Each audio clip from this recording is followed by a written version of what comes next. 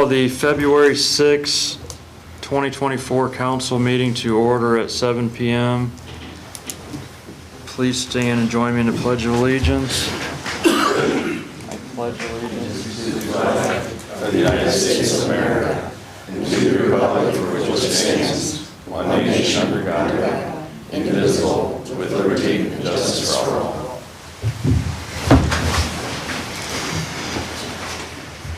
Roll call.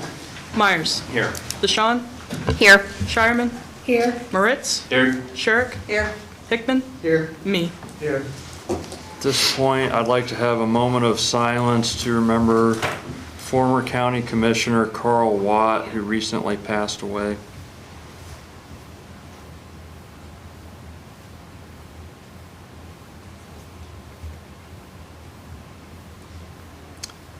May he rest in peace. The minutes from the January 16th, 2024 meeting are before you. Is there any discussion on those?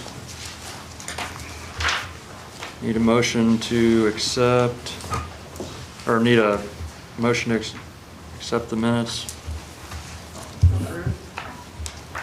I second.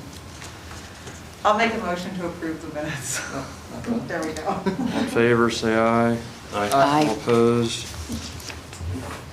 And then we have the Arcadis presentation right now. We will let Arcadis take over.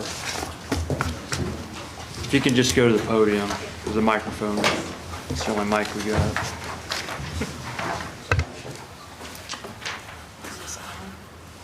Okay. Do I need to do anything with the microphone? No, it's all. Okay. Well, welcome. It's good to be back in front of everyone and lots of new faces. I'm Laura McGinnis. I'm with Arcadis, engineering consulting firm. And with me tonight are Joe Jacobs, Sherry Luce, and Ben Cario. We've all been working on many projects over the years that have gotten us to this point. So we're going to try to go through, I know the packet is quite big, there's a lot of information. We'll move through it quickly, but please do ask questions. So, do it from here? Probably not. There we go. So we'll start talking about why the city is in this situation with US EPA and some of the history that's gotten to this point. We'll also talk about the proposed project, the wastewater treatment plant project, the cost, the schedule, and the financial impact, as well as financial opportunities. So the next slide is history and drivers with US EPA, and the next slide will give a quick overview of the collection system. So this is the system buried underground that takes the sewage from your home, from businesses, from industry, to the wastewater treatment plant. Your city is a mix of combined sewers, which we'll talk about, and sanitary sewers, which is purely, should be sanitary flow from sewage. There are 20 locations within the city where that sewage can overflow into the Sandusky River. Recently, in the last few years, 3 CSOs have been closed, so previously there were 23, and the treatment plant has an average daily flow of 3.4 million gallons per day.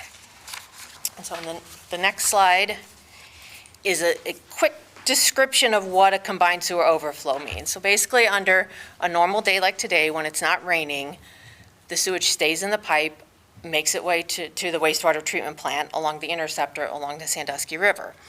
During periods of higher flows when it's raining and the combined system, which accepts the rainfall, starts filling up the pipes, or the sanitary system where there's some connection still of pathways for rainfall to get into the sanitary sewer, it can overwhelm the system. So there are relief points into the river where flap gates or gates open and allow the sanitary and combined flow mixed with stormwater to spill into the river. And on the next slide, we'll talk about why US EPA gets involved. So there is the Clean Water Act, which was established in 1972, is the enforceable laws that regulate pollutant discharge to protect water quality. That's what's driving a lot of this project, is to be in compliance with US EPA's Clean Water Act.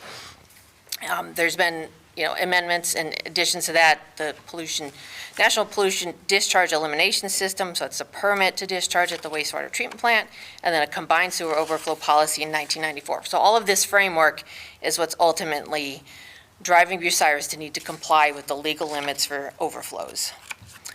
The next slide, and there's a lot on here. This is a brief history of Bucyrus's involvement with US EPA, starting back before 2010, I believe it was about 2008 in which they got involved with the city. And over the last 15 years, it's been a series of negotiating with US EPA, looking at alternatives, trying to identify the right pathways to become in compliance with the overflow regulations. In September of 2015, the first major step was taken where a Phase 1 administrative order with US EPA was signed. And that outlined several projects that were going to happen between 2015 and 2022, which they've happened. They include the major projects that you're probably well aware of is the combined sewer separation along Southern Avenue. That was one of the bigger projects of that effort. There's been smaller projects like cammering on the interceptor to see if there's any major flaws. Other separation upstream on Southern in more the residential neighborhood areas. And even more recently, some dredging the Sandusky River near the Manfield Bridge. So there's been a lot of work done in the last 15 years. On the next slide, so why does Bucyrus have to keep working on this? If you've done all that work, what's next? Well, we still haven't met the goals that US EPA defines. So in order to avoid legal action and financial implications, we have to continue moving forward on this progress to continue to remove overflows from the river. The last major update at the treatment plant was over 20 years ago, and a big component in the next phase is going to be making significant improvements at the plant to treat that additional flow, to keep it from the river and get it to the treatment plant so it can be treated. And let's see, other reasons to continue doing this is to be shovel ready, which means when there's funding opportunities out there and you're taking, the work that's been done in the last 2 years has definitely gotten the city closer to being ready to apply and hopefully obtain some of those, some of the monies that are out there for these types of construction projects. And I'm trying to go quickly. The next slide, the benefits that we've already seen. So the work that's been done to date, done some cleaning in the interceptor, which kept more flow out of the river. At the treatment plant, the flows return to a normal flow after rainfall, which is good because that means less chemicals and less energy usage that needs to be done at the plant to treat the higher wet weather flows. And certainly at the plant, they've got an even better understanding of how to operate it more efficiently. Within the collection system, so in the neighborhood level, there's been, like I said, 3 CSOs have been closed, and there's been a decrease in water and basement complaints, among some other benefits. And the proposed plan for Phase 2 is the big component is to do improvements at the wastewater treatment plant to not only accept more flow, but also to accept wet weather flow and have a mechanism there to treat the wet weather flow to an appropriate level for Ohio and US EPA. And that's where I'm going to let Joe talk about more details on what is being proposed at the plant.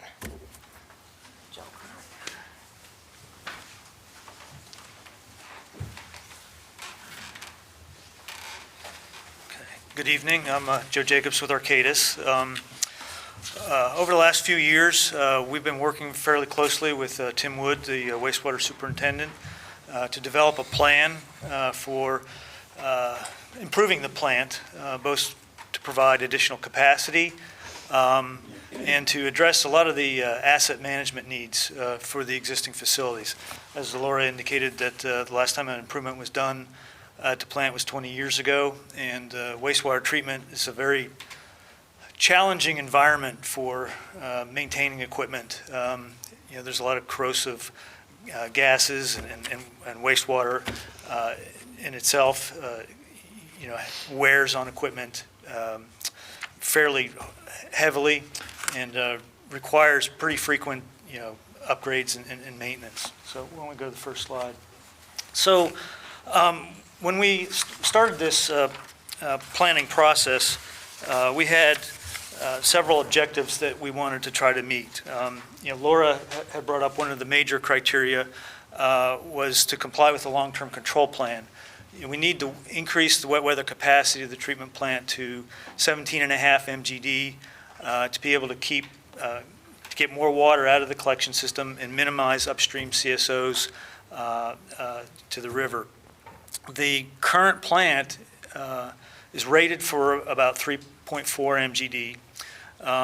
And the data analysis that we've done looking at what you've treated over the last 3 years shows you're currently at about 3.2 MGD. So the other major part to this is to provide a capacity increase, to provide additional capacity for growth in the community and to be able to attract industries to the community, which can help bring jobs into the community as well. I'm sorry. Yep, so. Could you tell people what a CSO is and what an MGD is? Because You're absolutely a lot of these people are new and. You're absolutely right. Yeah, Sorry. I forget. I get buried in my terminology as an engineer. But a combined sewer overflow, a CSO, is what Laura previously described. So there are relief points out in the collection system so that when there's too much flow in the collection system, it backs up and it goes and it discharges directly to the river. And so the objective here of the long-term control plan is to take more of that flow into the treatment plant and let less flow go through those combined sewer overflows out to the river. So to do that, we have to increase capacity of the plant. So currently, they can handle a peak flow of about 7.5, and it's million gallons per day. It's MGDs, million gallons per day. So we need to increase that from 7.5 up to 17.5 million gallons a day to be able to achieve the objectives of the long-term control plan, which is to minimize the volume and the number of activations of the combined sewers in the collection system. So less flow going to the river, more flow going to the treatment plant. To get more flow to the treatment plant, we got to improve the plant to be able to handle that. So that was one of the objectives, is to get to 17.5 million gallons a day on a peak standpoint. But we also want to provide additional capacity for growth in the community. So as I mentioned, right now, the plant's rated for 3.4 million gallons a day, and you're seeing about 3.2 million gallons a day, which gives you about 200,000 gallons a day for additional growth. It's not a lot. So, in working with Tim, we developed a couple options to increase capacity for growth. One of those options involves the base improvements, but with 3 final clarifiers, and they're basically settling tanks that allow treatment flow into the plant. That would get you up to about 3.8 million gallons a day. So that gets you an additional 600,000 gallons a day for growth in the community to attract industry and have more homes built. The other option we looked at was to add a 4th final clarifier, which would give you an additional capacity of about 1 million gallons a day, additional capacity. And so we've got costs to present for both. As a community, I think you need to decide how much do I want to spend, how much capacity do I need for growth in the community. The economic development folks, they were recommending that it's good to have about 1 million gallons a day of capacity available to be able to attract industry. They feel like that's kind of the number that over the last few years that folks that have approached the city to build in Bucyrus. We're looking for a number in that capacity range to be able to establish themselves here. So so again, it's an important decision to make. The 4th clarifier option costs a little bit more money, and I'll show you that in a minute. But the other part of this too is to address aging assets at the treatment plant. As I mentioned before, wastewater treatment's a very harsh duty, for equipment and pumps and piping and things like that. You have to deal with things like grit and rags and solids that come into the treatment plant from the collection system, and they they cause pumps to wear, and over time they wear out and need to be replaced. So, we also, as a company, we did an asset management plan for the plant. We worked with Tim to develop a list of asset needs, and all of those improvements that were identified in that asset management plan have been incorporated into the plan. So that's intended to address the aging assets. So the three components are increased peak wet weather capacity, increase average day capacity for growth in the community, and to address aging assets at the existing facilities. So go to the next slide.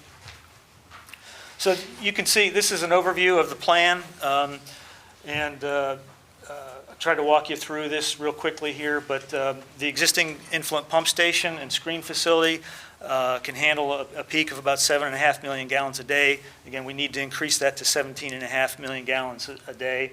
So, there's some improvements to the influent pumping.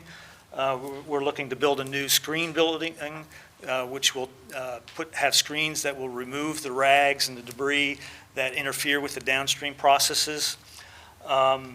We'll upgrade the existing grit removal system, and grit is things like sands and gravels and things like that come out of the collection system.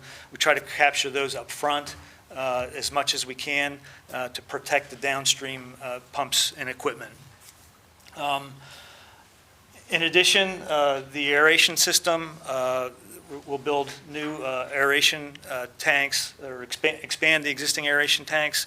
The aeration tanks include basically what I call them the bugs, that they feed on the pollutants that are in the raw wastewater. Things like ammonia, and we call it CBOD, which is just a measure of biological materials in the wastewater. And then those bugs feed on that material, they grow, and then they die, and then they settle in the final clarifiers. And what I mentioned before was the option was to build either 3 final clarifiers or 4. So those solids settle out. A lot of those are returned back to the process to keep the process alive. And then there's a filter facility that comes after the clarifiers that remove finer solids before they're discharged to the river.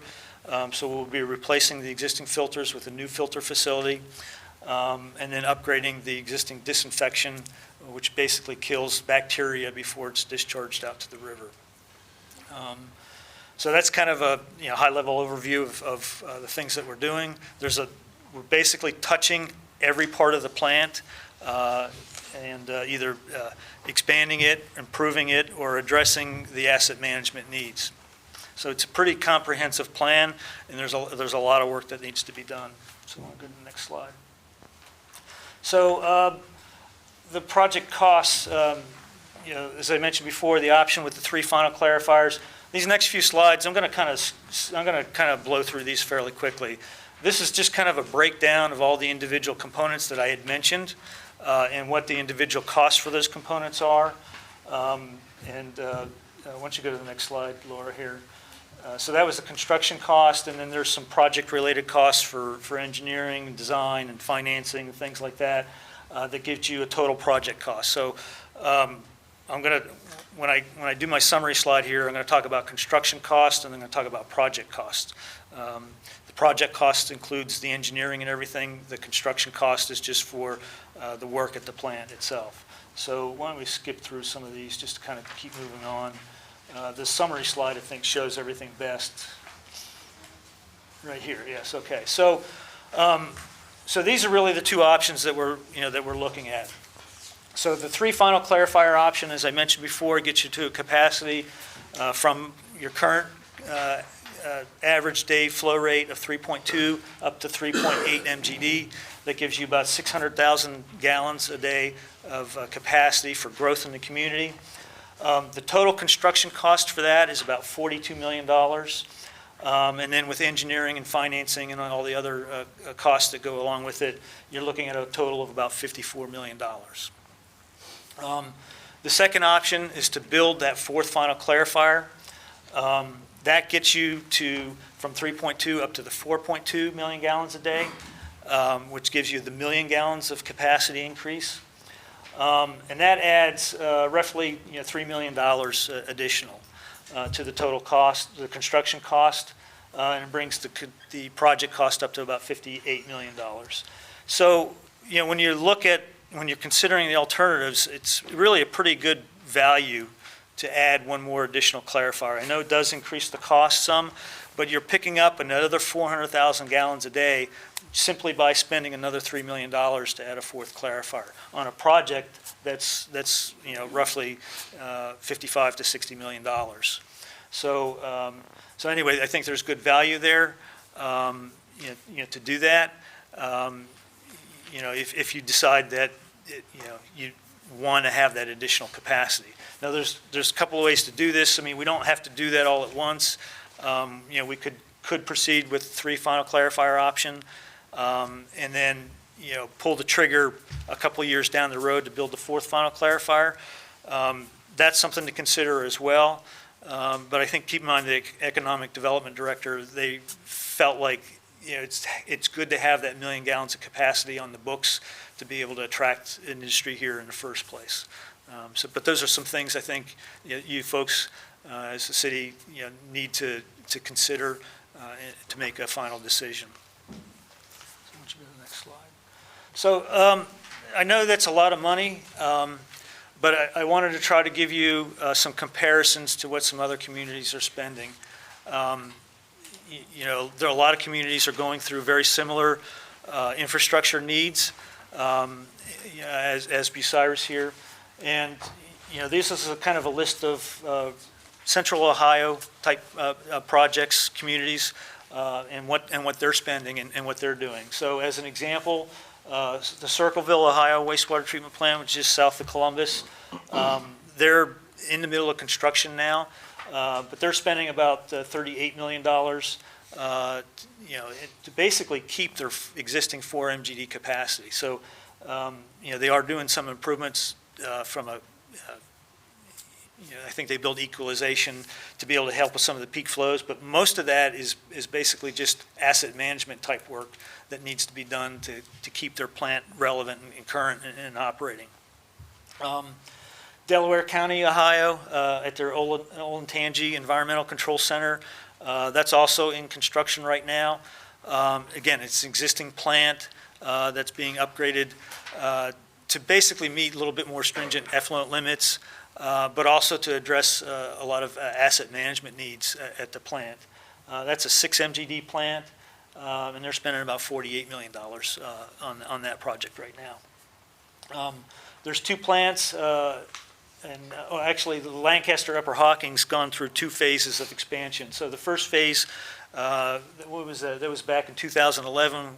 We built a 2 MGD treatment plant. It was a brand new treatment plant. That was $36 million in 2011. And then just recently within the last few years, just because of all the anticipated growth in the Lancaster area, they decided that they needed to double the size of that plant. So there was a 2 MGD expansion to that facility, which cost another $32 million. So 4 MGD plant is basically costing them about $68 million over the last 10, 15 years here. Southwest Licking, the Wagram wastewater treatment plant, that's in the Southwest Licking County with this Intel development that's being pushed by the state. Intel's coming in, they're building $10, $20 billion chip plant. There's tremendous amount of growth anticipated in Southwest Licking County to be able to serve that plant and the businesses that are adding on. So the Wagram facility, which I think that's also currently under construction now, so it's basically a brand new plant, built on a clean site. But they were looking to spend, was it $63 million for a brand new plant? That's 2.5 MGD. One facility that's not on this list that Arcadis is currently working on is a new plant to serve the eastern portion of that service area. It's called the Raccoon Creek Wastewater Treatment Center. We're estimating a brand new 3 MGD treatment plant to cost about $70 million. So, costs have gone up tremendously, building a brand-new plant is expensive. The reason I bring that up is, I'm trying to show you a mix of both upgrades to existing plants and construction for brand-new plants. And the reason I'm doing that is because I'm trying to show you that there is value in your existing plant. There's value in the existing concrete structures and the buildings that are on site, and that scrapping that plant and going somewhere else to build a brand-new plant is going to cost you a lot more than trying to go in and upgrade the existing plant to make it meet your needs. So anyway, that's kind of why I'm trying to show you some different mixes between the existing and new construction. And then there's a couple others. Wapakoneta is basically a new plant. It's a 5 MGD plant. That's also under construction. That's about $65 million. And then Wilmington, Ohio is down closer near Cincinnati area. That one's a new plant as well, and that cost about $50 million. So some comparisons, I think, for consideration when you look at what we're looking to spend here at Bucyrus to increase capacity and address aging infrastructure versus what some other folks are spending. So from a schedule standpoint, I know you can't read that. That's way too small. But basically, to give you a rundown of how long it takes to implement a project of this size and scale. And so once you select a design consultant to start the design process, you can figure that it's probably going to be about a year to design the project. Once the project's designed, you have to go through a bidding process to get a contractor on board.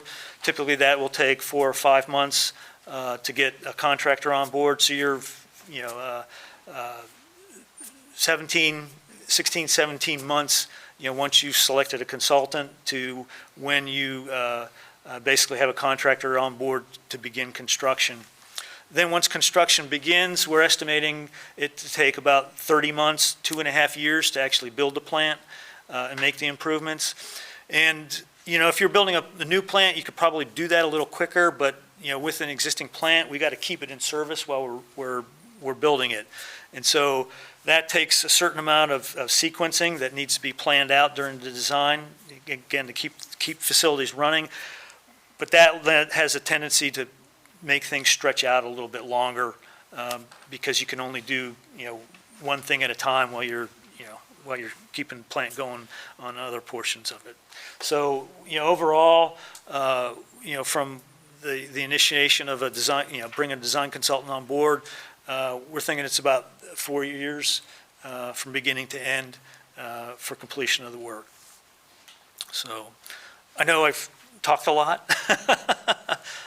If you've got questions, I'm happy to try to answer any questions you might have. I have a question. Sure. When you talk to pure clarifiers, is 4 the best, the better to, like if we got big businesses coming in, it would take? Yes, it would give you more value and it would give you more capacity. So we basically go from 600,000 gallons a day capacity available to 1 million gallons a day. So if we did 3, how long would that last us before we would have to upgrade? That depends on how many businesses we bring in? It depends on how many businesses and what type of business comes into your community, yes. What type are you talking? Well, that's a good question. I mean,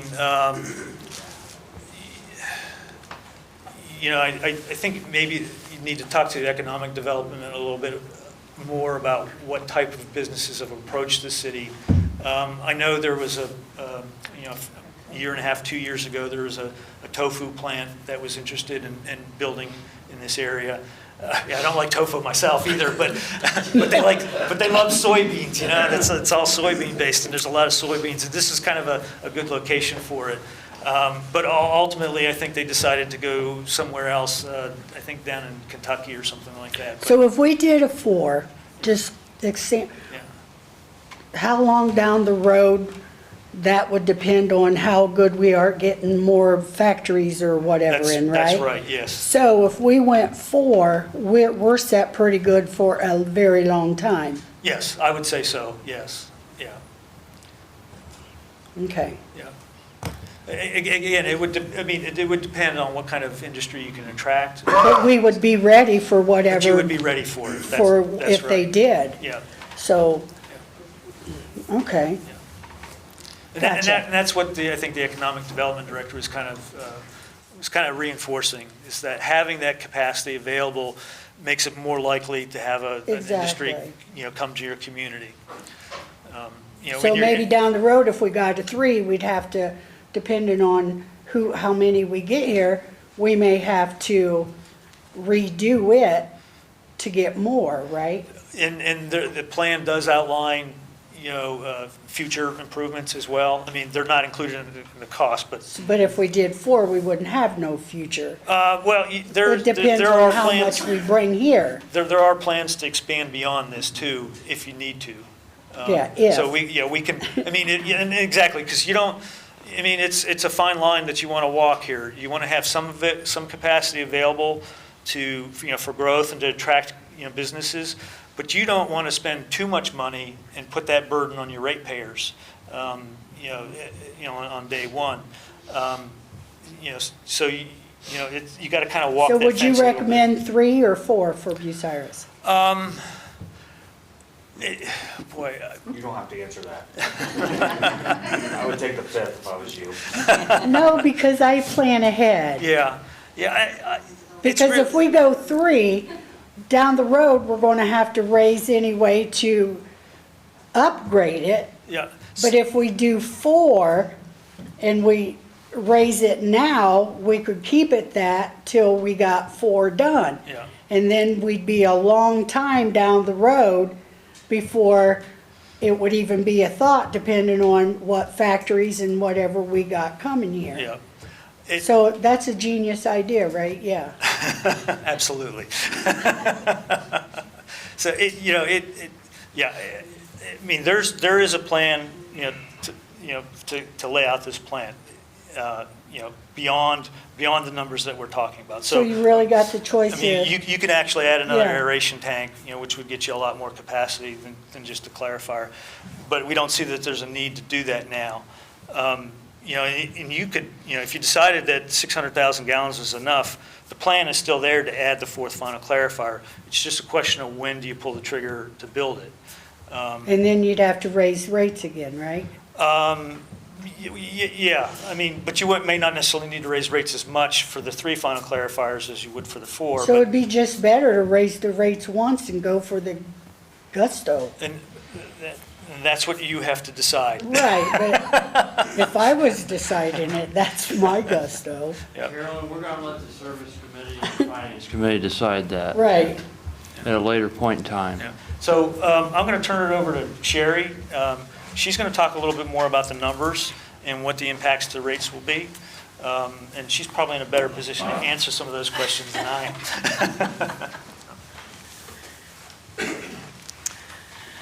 Hi, I'm Sherry Luce, and I've been trying to work with everyone to come up with a funding strategy, because obviously this is a really huge project for you, and I really get that. And so, I understand that, there's definitely going to be a financial impact for folks. All right, next slide. So right now, if you look at your current affordability, I know Tim had said that the average customer might use about 400 cubic feet per month. And so that slide kind of shows you, if you were to take that amount for sewer, so it's a little over $28, and multiply that by 12 months, and then you divide that number by the median household income, which means that half of the households make more than that, half make less. Right now for sewer, it's about 0.69%. And that would be considered very affordable. So when we talk about affordability, usually one utility up to about 2% of the median household income would be deemed affordable. You get above that, then it, really starts to be a burden on folks. Your water is higher because you had done a big project a few years back. It's right now at about 1.2%. So when you combine those, but still water and sewer combined under 2%. And we would consider maybe going up to as much as 3 or 4% for your combined water and sewer to be affordable. And one positive note too, the Census Bureau came out with new economic data and other demographic data. It does so every December. And the median household income actually went up 11.24% this year, which I think is a positive thing for the city. Next slide. So obviously you're not going to be able to see this slide very well, but I ran through a number of different scenarios for financing, and we ran through different scenarios for the project. And this one we kind of landed on. I did this for the 3 clarifier option. This one here is for the 4 clarifier option, 4th clarifier. And it raised the rate increases a little bit. But, at the end of the day, either option you go with, you're going to have to start raising rates now. Because with both of them, there are significant loans that would kick in. Probably at the end of '28 or sometime in 2029. But trying to come up with a strategy so that the city would be prepared for when those loan payments started coming due.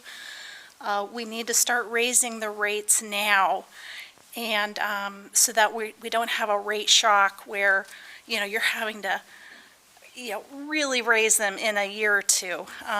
So we want to try to, more gradually increase those rates and start saving money so that you're ready for the first few years of payments. Next slide. So, I put this alarm clock here because, I do want to stress that it's important to begin increasing rates now. Every year that you wait, it's just going to be that much harder when it comes time to, start looking at paying back those loans, and those increases are, could be, very dramatic, and we don't want that for anyone. No one likes raising rates, but if we can do it at a slower pace, I think it's much easier for people to adapt, and it's just going to be better for everyone, certainly for your customers. Next slide. So those strategies to try and reduce, any kind of a dramatic rate hike would be, to begin raising rates this year, really as soon as possible. And then we've talked about a strategy of setting up a debt service reserve, or you could call it a rate stabilization account, but it is a special dedicated account to begin putting that additional revenue from those rate hikes into a savings. And, the sole purpose there is so that you can be ready to begin paying back on loans, so that you're not having to, double your rates overnight or anything like that. When they would start coming due. So we want to enact, we do want to enact some larger percentage rate increases now, and then they would hopefully start to slowly taper off. What we are looking at and what I have recommended is going ahead and enacting a 3-year rate increase schedule. And then 3 years from now, we would take a look and see what sort of financing is coming in I mean, right now, I can say, what programs are available, but, right now, the interest rates are still a little on the high side. Right now, Ohio EPA could offer $4 million in principal forgiveness. Will it be there in 3 years? I don't know. Will it be more in 3 years? I don't know. So, I know in any case you are going to have loans, and I know that you're going to have to be prepared to pay them back. So I definitely would not put off the rate increases.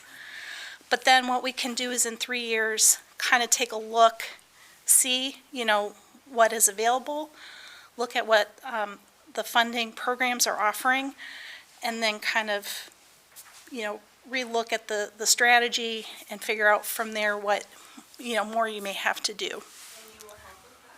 Yes, absolutely. And I've been working with all the funding agencies in the state for many years on project funding. So I'm definitely here. I'll probably be like nagging you guys, hey, there's a great, there's an opportunity here. We don't want to miss it. And even like this fall, there was an opportunity, but this project wasn't shovel ready. And so, that was a lost opportunity. And I don't want to see that happen. So, and then certainly, we'll continue to keep an eye out for potential grants. And I would also encourage you to advocate, for additional interest rate subsidies. This is where you guys may need to call in your local, state reps and talk to them and let them know about, this is a need. And it's not just in your city, there's other cities of your size too that are going through this, and they need, all the help they can get. So, next slide. So this was my recommended rate increase schedule. And I don't want you to get too hung up on the percentages. It seems like a lot, but I'm going to show you in a minute what that means to an average ratepayer. So it would be the biggest hike this year, which would be 15% as soon as practical, 14% next year, and then 13% in 2026. After that, I would expect some additional increases, but the amount we would see if things work in our favor, hopefully they wouldn't be as much. And then over the next 3 years, I should say, putting money in that savings account, in that reserve account. So the goal would be to try to save $450,000 this year if your budget will allow for that. And I realize we're already into the year, so we may not quite hit that target, but that would be a goal. $770,000 next year, and then $1.1 million in 2026. And then that would give you, a good chunk there to be, and then we would use that over a couple of years to help supplement the water fund, and again, to try to minimize, what those additional rate hikes might be to pay back that loan. So this would be the impact for different customers. So this table, I use different volumes, 400, 500, 600 cubic feet per month. And you can see, so the current monthly bill, $28.92. After this first rate hike, that would go up to $33.26. Next year, it would go up to $37.91, and then in 2026, it would be up to $42.84. And I also figured out what that would be. I have a table and a schedule of what that might mean for industrial and commercial customers in town. And I am happy to come up with any tables you want. If there's a specific, I want to know, Sherry, what 950, I can figure that out for you. So, are there any questions? Yes. How long have you been working with the city of Bucyrus on this? Probably since April, maybe March, April. I started Of to. 2023? Yes. Was there any discussion prior to then on new sewer treatment plant? For funding, I don't know if the city was in a position at that point to begin looking at it. How typical is it that a city our size was not putting money aside prior to like this point in a phase of looking at doing a plant replacement or upgrade? I mean, honestly, I think it's pretty common that, you know, it doesn't happen and then you see pretty dramatic increases. But, you know, hopefully this is kind of getting you on a track so that you're not having, you know, to have a huge increase in 1 year. That would be, you know, difficult for customers. Have you ever seen a city that would maybe have put for the last 10 years like $2 a month on their bill for future plant replacement, even though they weren't even discussing a plant at that time, but just to have it in a savings account? You know, I think we started to see some communities starting to build reserve funds. They have goals. You know, there's been a push, especially on the drinking water side over the last several years for asset management. And I do think, you know, you are starting to see some communities trying to do that. You know, I always say that I think a lot of communities were living on borrowed time to, you know, 20 years ago, you know, 80s, 90s, even, you know, 2000 to 2010. A lot of communities were, you know, kind of shoestring budget and getting by, and, you know, in some cases that was led to deferred maintenance, and you know, then they kind of have to make up for it. I don't know the history here to know if, but I think that's been fairly typical of a number of communities, you know, so. But you know, I think this is a good strategy moving forward, you know, given the amount of investment that we're talking about. Well, we have on our agenda tonight a sewer rate increase proposed piece of legislation, so it might happen. Does anybody have any other questions?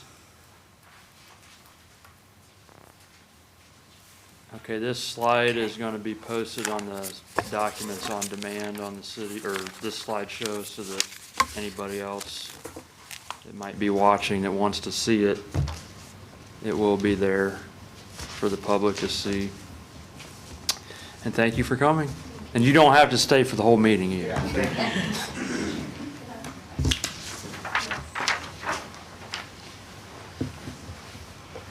Okay, at this point, we will have granting permission for visitors to speak, and Mr. White has already requested 5 minutes ahead of time.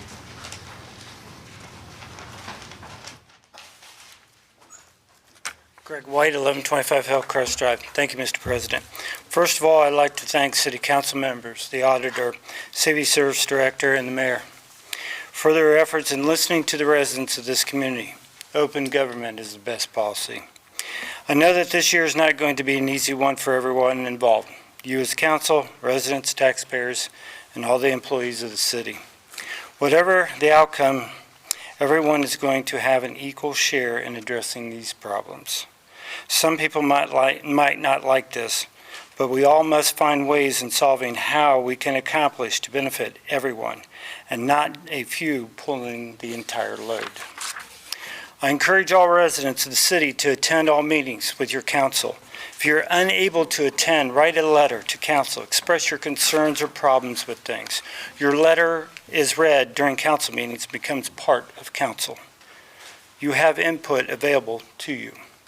The public input is your constitutional right to redress government under the First Amendment. Yes, people can blame others for these issues, and rightfully so. You can redress that to them directly if you so choose, but right now, we need everyone to help in fixing these current issues. I believe that there are people within this community that has the backgrounds that can offer help in this matter. Please step up. Currently, there is no room in spending money on anything. that we can afford right now.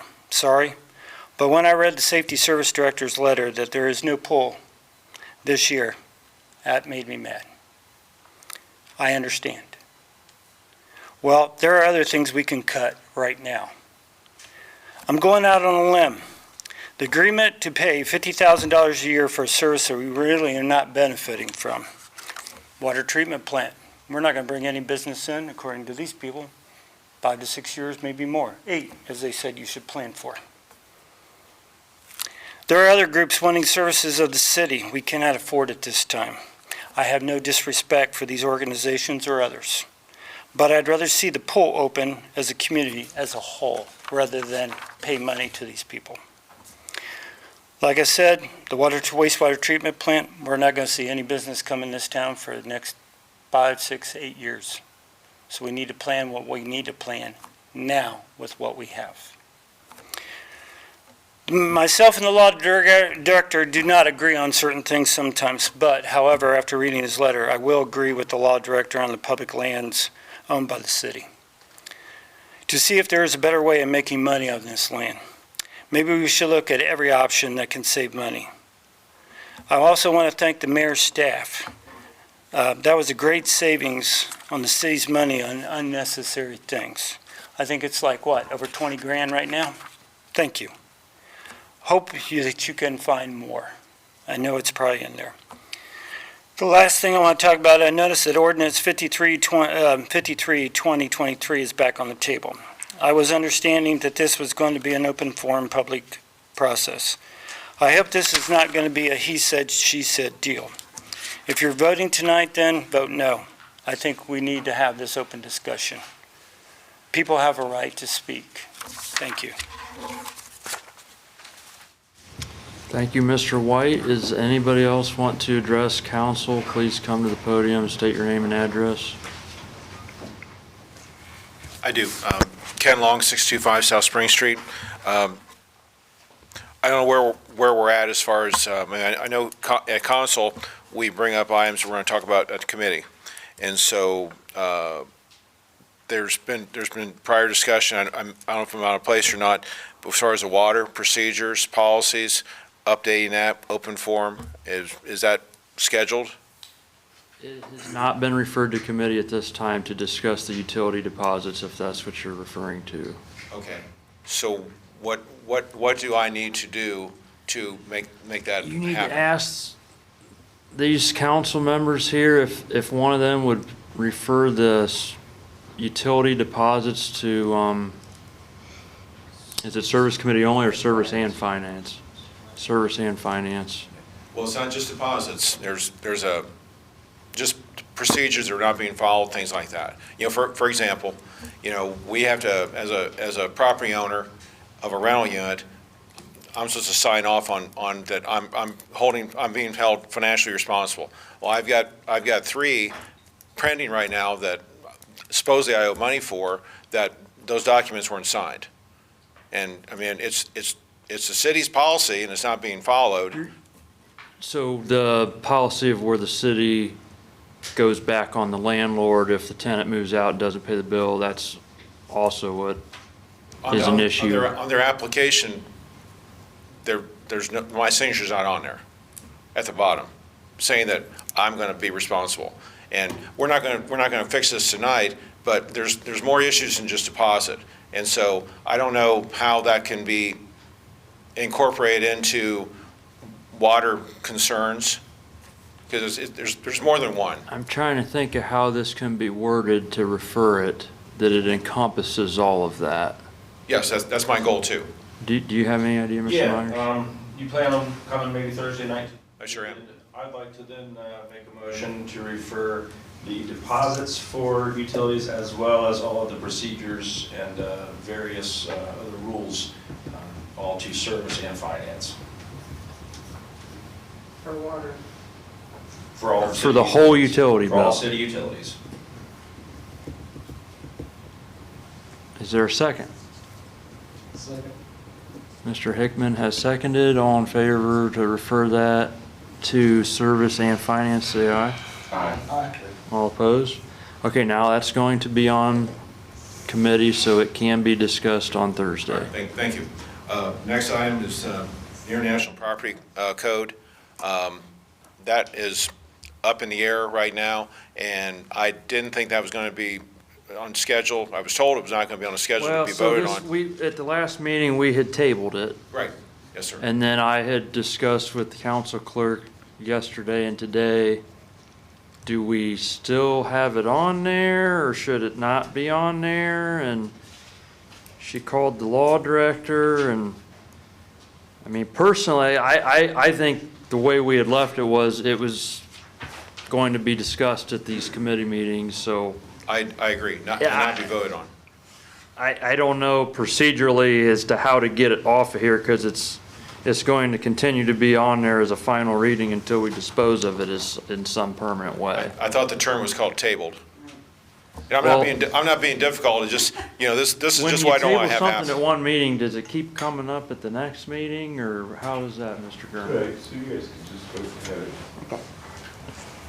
Vote to have it sent back to committee. We already voted to send it back to committee at the last meeting. No, we voted to table it. We just voted to Oh, we table just it. voted to table it? Okay, do you have something, Ms. DeShawn? Yes.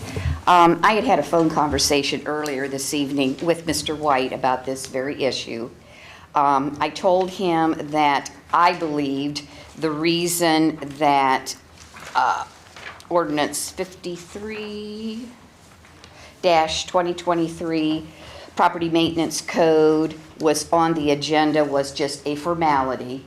I assured him it is not going to be voted on tonight. I'm going to ask that it again be tabled, if that's permitted. If I may do so, I will also indicate or tell you that, and I'm going to bring this up under new and miscellaneous business, but I am going to ask, or I'm going to request that there be a special Health and Safety Committee meeting on Thursday, February the 15th, 2024, at 6 p.m. in council chambers for the purpose to discuss Ordinance 53-2023, the International Property Maintenance Code, Repeat Offenders Penalty. Now, when I had my conversation with Mr. White earlier this evening, I told him that I just wanted him, and I'm going to say it again at this meeting, to understand that at this special meeting, this is all that we will be discussing, is this ordinance which deals with the repeat offender penalty. That if there's other issues to do with the International Property Maintenance Code, There is. those will have to be addressed at another time. No, that's fine. Great, So- I just, Yeah, no, Okay. I appreciate the clarification and, correcting whatever was not quite clear. And then while I'm here, then I'd like to open that discussion also with, to me, the two are very similar. They're not the same animal. And, between the water, there's multiple issues, and the International Building Code, Property Maintenance Code, there's issues with that. And so whatever I have to do formally to get that discussion rolling also, not considering the repeat offender, which is being taken care of, just in general, under International Property Maintenance Code. There's multiple items there too. Vicki, why can't I know we just what you're gonna refer the say. whole International Property Maintenance Code to committee? Well, then I'm wondering, if we do that, can we just make this ordinance 53-2023 die? We And could, then we could vote to pull it. And then when we pull it, it's, We could vote to pull it, send it back to committee so that it's off the reoccurring agenda for regular council. Maybe we'd have to send it back if they so chose. okay, but if you send that back to committee, you're sending that particular ordinance that deals only with, Well, it'll be in the committee, and the committee can decide how they're gonna dispose of it at that point. They could just, We can leave that, and that way, if that ends up being the only thing that we change, we still have that ready, shovel ready to go. And if we find something else, then we can kill that one and do something completely different. So we can just send it back to committee. It is 8 o'clock. This conversation has been going on since 7:52. Well, we have been interrupting his 3 minutes a little bit by Vicky and me and Kevin talking, so. No, it was at 5 minutes when you guys started. Okay, so do we want to vote to send this back to committee right now? And pull it off the agenda tonight? That's, yes. Will you make a that- motion for that? I move that we pull ordinance 53-2023 and refer it back to the Health and Safety Committee. Second. All in favor? Okay, that is off the agenda. Now, at the Amen. same time, excuse me, do we have to refer also to the Health and Safety Committee, the International Property Code as a whole? Sounds like we need to. I move that we refer to the Health and Safety Committee, the International Property Maintenance Code as a whole for discussion. Second. All in favor? Aye. All Aye. opposed? Okay, Mr. Long, we will have that on for discussion. I know I'm out of time, but I have a question on the pool. Pool's closed. This year? Well, okay, so he's gonna talk about that on his service director's report. Oh, and There'll be okay. another public participation after that. I'll be glad to. so I'll be glad. Thank you so we'll much. I probably bring that appreciate up. it. Thank you. Is there any other public participation? Can I ask Vicki a question? Yes. Vicki, did you want to do the special meeting on the International Maintenance Code and continue to have that date set? Let's talk about that on new business. Let's wait till new business. Is there any other public participation? Okay, moving on, communications and petitions. President. Oh, yeah, Mr. Mayor. Mr. Gillenater wanted to speak, and I don't want to see you go beyond him. He had come in. You can come up. You can come up. I'll try not to burden you with any heavy-duty stuff. 15 minutes, the chief's going to shoot me in the heel at the end of 15 minutes. I don't State like your dull name and meetings. address, I've please, been so in all everybody kinds knows of who you dull are. meetings, and unfortunately, this is the way it works with government. I want you to know Well, can you state your name and address? how this downtown project took place. A lot of you have lived here your whole life. You drive up and down Sandusky Avenue and you see the murals and you see that, but you don't really know how that happened. Which one are you talking about? So I'm going to tell you. I'm the last, well, I found out this evening, Deb Pinion is still around town. Back in the 80s, the town was looking pretty shabby. Downtown was it was okay, but there were some stores empty and there was, the city wasn't doing the best job of taking care of things. And so it got to be an issue with some people. And so there were a group of guys that went into the old sandwich shop where Baker's is now. And we had coffee there every morning and we solved all the world's problems. Well, we thought we did. And that group, one morning, we're just sitting there, and somebody brought up the fact that somebody had just gone out of business or whatever it was, and I don't know who it was. But and another person at the table said, well, when is somebody going to do anything about this? And Fred Sparks, if you don't know Fred Sparks, you haven't lived around here very long. Fred Sparks said, well, why don't we do something about it? And I thought, well, I don't know. So the group was Fred Sparks, Nick Vassell,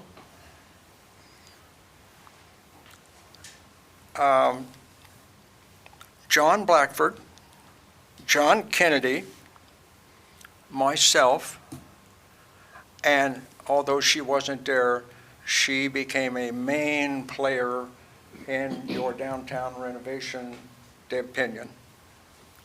And so by hook or crook or however you want to say it, we decided to name ourselves the Downtown Renovation Committee. And you're going to love us because we're going to come to your property and suggest that you do a few things and maybe we can help you do it.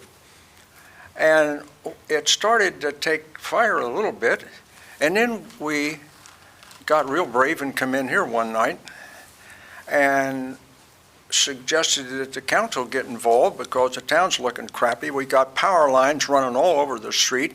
We got the gas company digging on Tuesday and the water department digging on Thursday, and you know, by the time Friday got here, all the people trying to get to Lake Erie are being all bombed up trying to get through Bucyrus.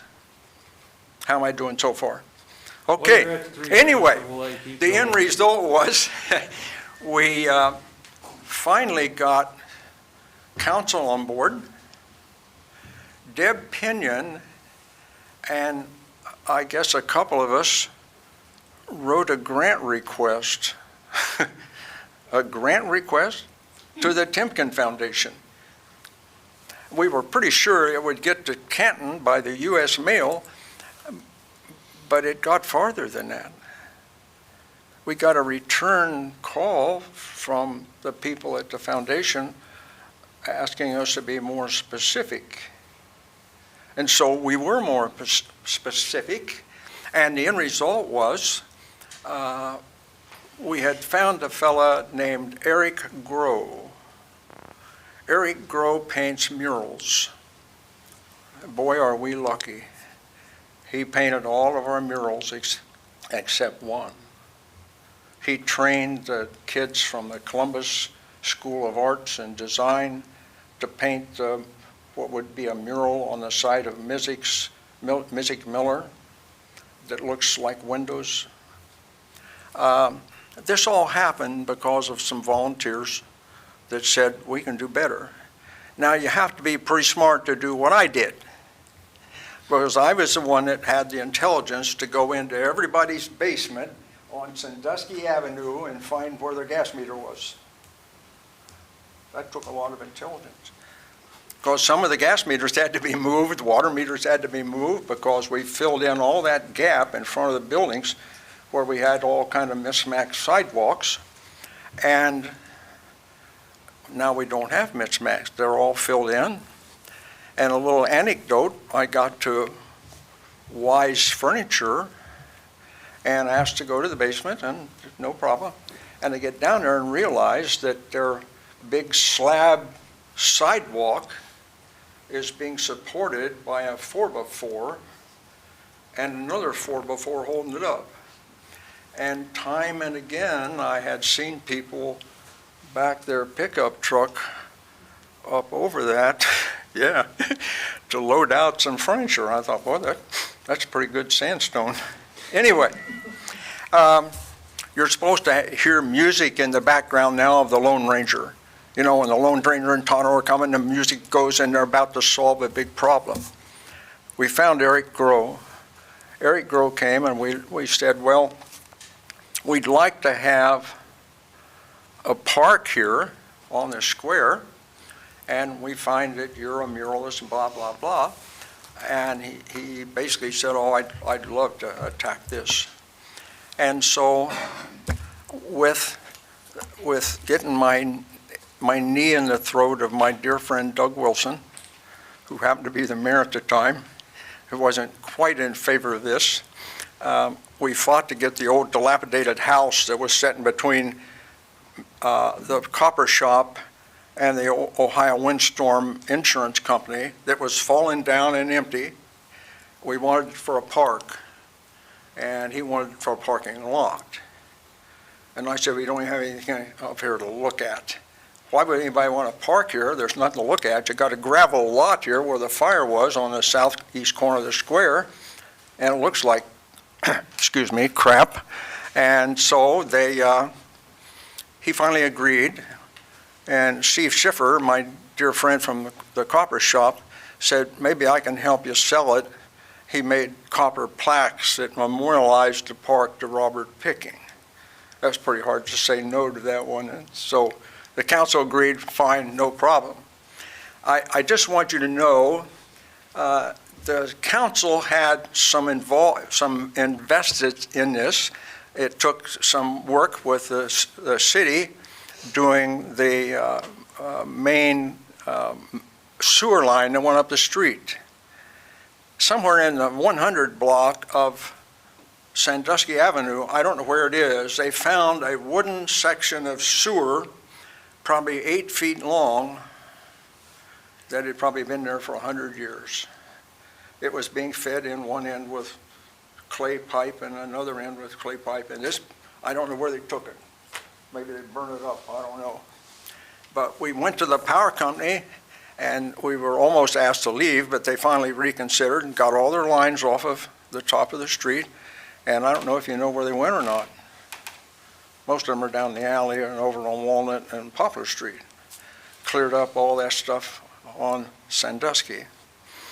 The gas company was just about as easy to work with.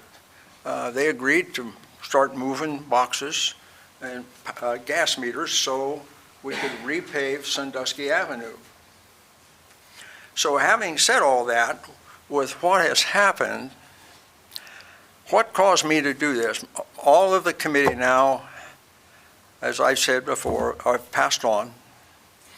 About a month and a half ago, Nancy and I were up at Bob Evans, and we come back from there, and we're about at the hospital when the light switch went on and turned the street lights on.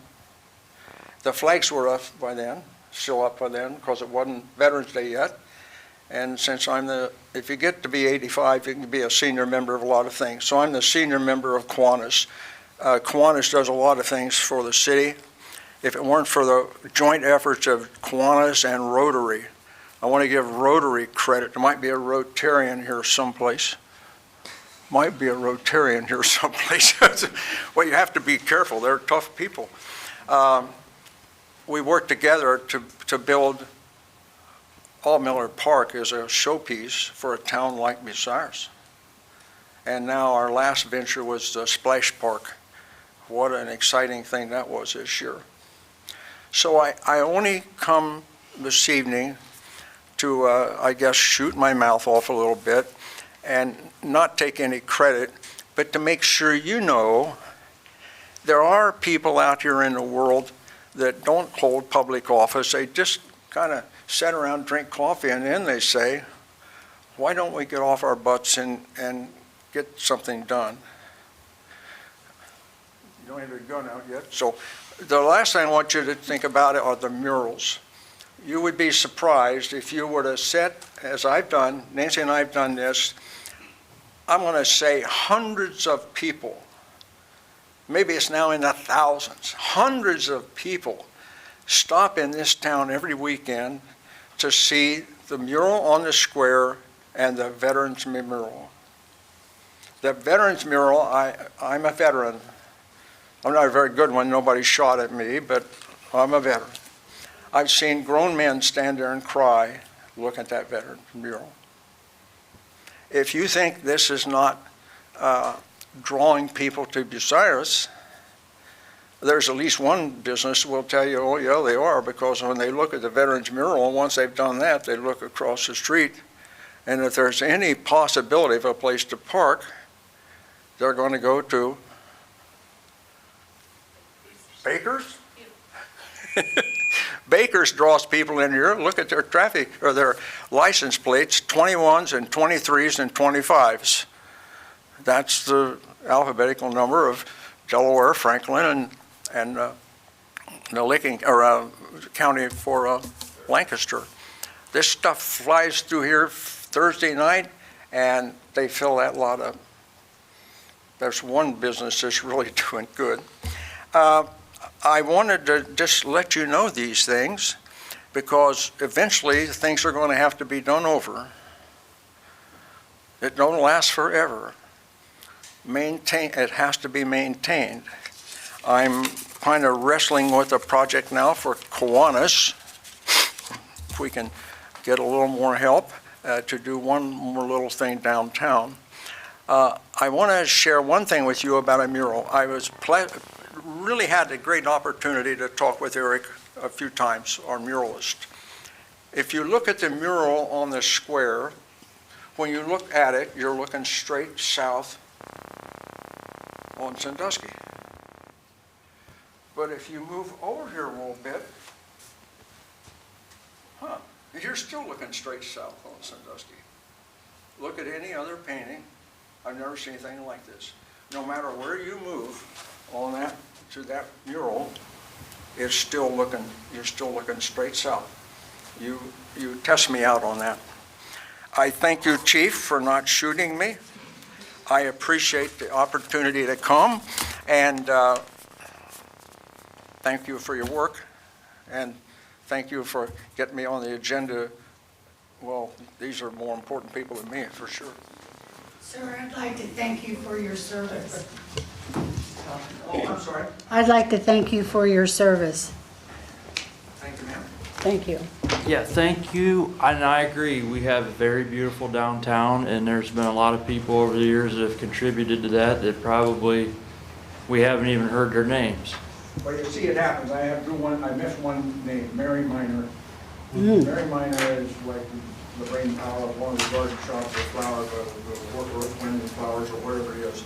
And she came to us and said, you know, if we're going to have these new light poles, if there was a place to hang flowers, now how's that work? We have a team of people that go up and down the street with that little wagon, keeping those things going. We have the best looking flowers any place. So it does catch on. Catch on. We appreciate their efforts. But we are going to have to move on here to the mayor's letter to the state auditor. Do you want to read it or you want me to read it? Okay, I'll read it. February 2nd, 2024.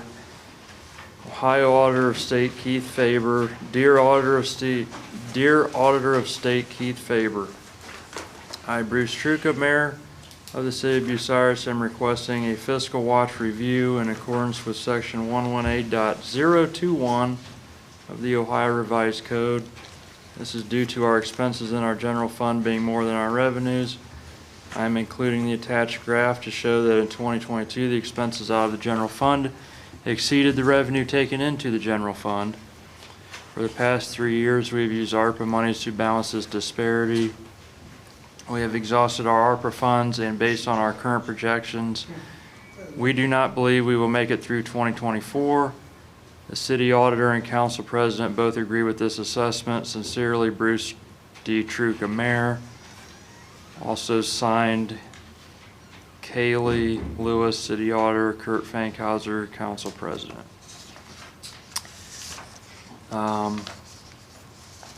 We'll just accept these collectively after the next couple of letters. We have another letter. This is from Crawford County Prosecuting Attorney Matthew E. Kroll, January 18th, 2024, to Mayor Bruce Truca. Reference proposed annexation agreement, City of Bucyrus and Bucyrus Township. Mayor Truca, first, let me welcome you to the mayor's office. If I can be of assistance, please let me know. Second, an unintended consequence from the annexation of Law Director Brian Gernert's property at 1145 West Mansfield Street occurred. As you are aware, Ohio law allows jurisdictions to levy up to 10 mil before a vote is required, which was referred to as inside millage. The determination of whether that limit is reached is done by examining the highest taxing district's rate. When 1145 West Mansfield was annexed into the city using Type 2 expedited annexation, the property remained in the township in addition to being included within the city. As a result, this property sits both within the city and the county and pays both taxes of the township and city. A new taxing district, Taxing District 55, was properly created by the county auditor. The only property in that district is 1145 West Mansfield Street. When this occurred, this district's inside millage, non-voted, exceeded the 10 mil threshold by 2.2 mil. To correct this overage, the auditor was required to not levy 2.2 mil for the entire township. This unfortunately resulted in the township losing approximately $50,000 in tax revenue.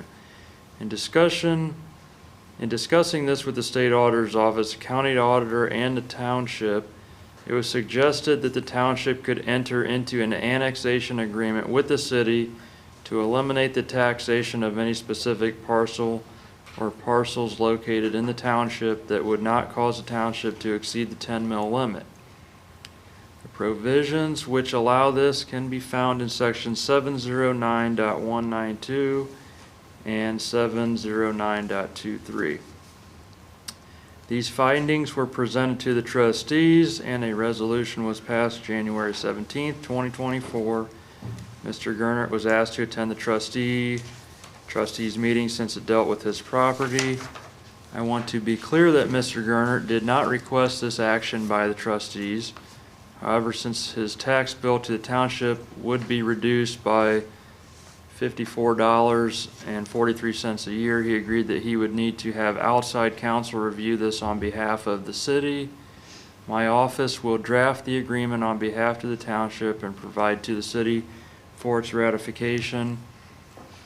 The agreement will have to be authorized by resolution by your city council. The effect of the resolution will have no effect on city revenue, as taxing District 55 will be eliminated and the property in question will pay the same city and school taxes. The benefit to the township, while it will be foregoing real estate taxes of $54.43, will be that it will still be able to collect the approximate $50,000 revenue. The property would still pay any taxes associated with services received through the city. Normally, Type 2 expedited annexation is done for the benefit of the township, and any negotiated agreement is sought to maximize revenue for the township. In this unusual situation, the annexation caused the township's revenue to drop. This consequence was not intended or even envisioned by any of the parties when completed. Fortunately, this procedure exists to rectify this situation. Please let me know when this has been referred to City Council. I would be willing to attend the committee meeting/council and answer any questions on my client, on behalf of my client, Bucyrus Township. Thank you for your assistance. Sincerely, Matthew E. Kroll. So we need to refer this to plating. So moved.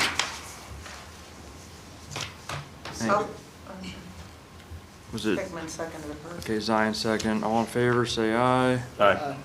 All opposed?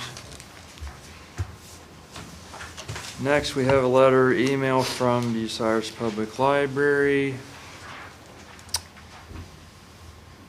It's about library trustees. Hi, Miranda. I hope it's been a good start to the new year.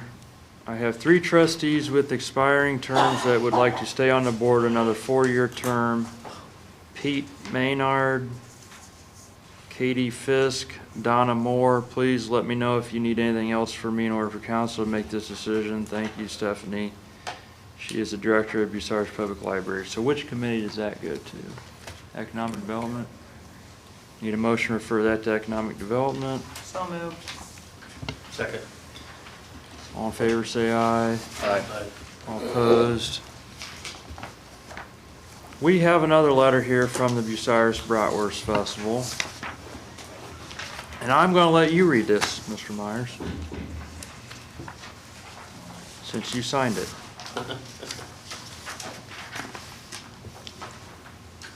Dated February 1st, 2024, addressed to Bucyrus City Council Health and Safety Committee, Ms. DeShawn and committee members. The 57th Annual Bucyrus Bratwurst Festival will return to the streets of beautiful downtown Bucyrus on August 15th to the 17th, 2024.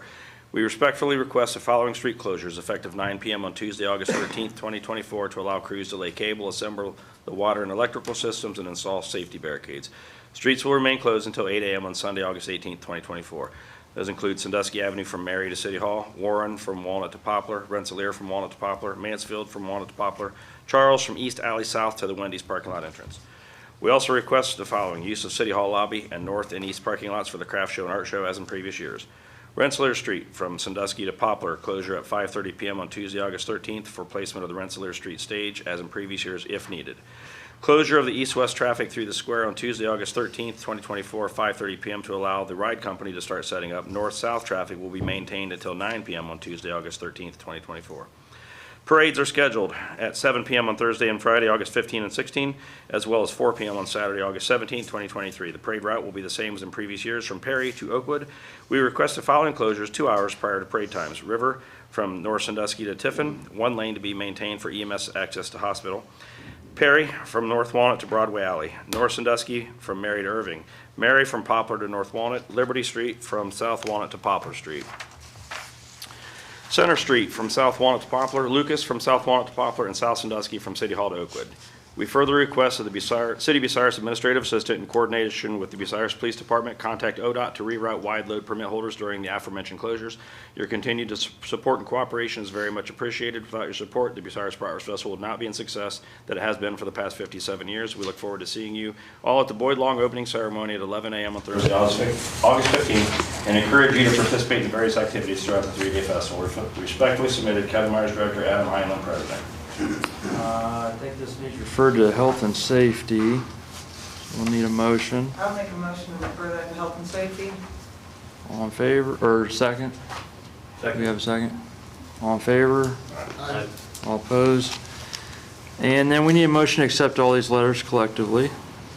So moved. Second. All in favor? Aye. All opposed? Standing committee reports. Plating, Chair, Mr. Me.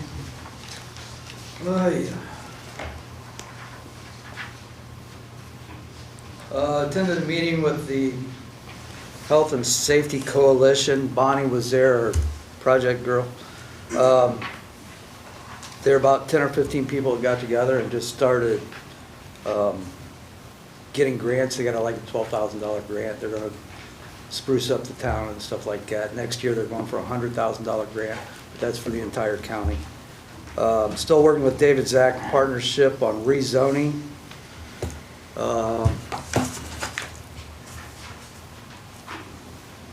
At this time, I'd like to put 1189.03 general requirements to plating.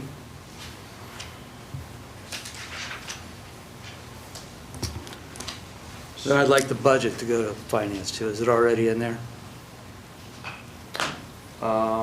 So the entire The entire 2024 budget. budget is not specifically in committee, no. I'd like to see that put in there, please.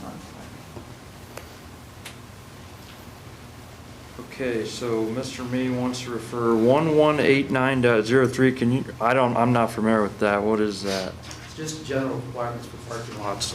General requirements for Just some parking verbiage lots. needs changed in it. In that, you want to refer that to plating? Yeah. Okay, so you're making the motion. Do we have a second?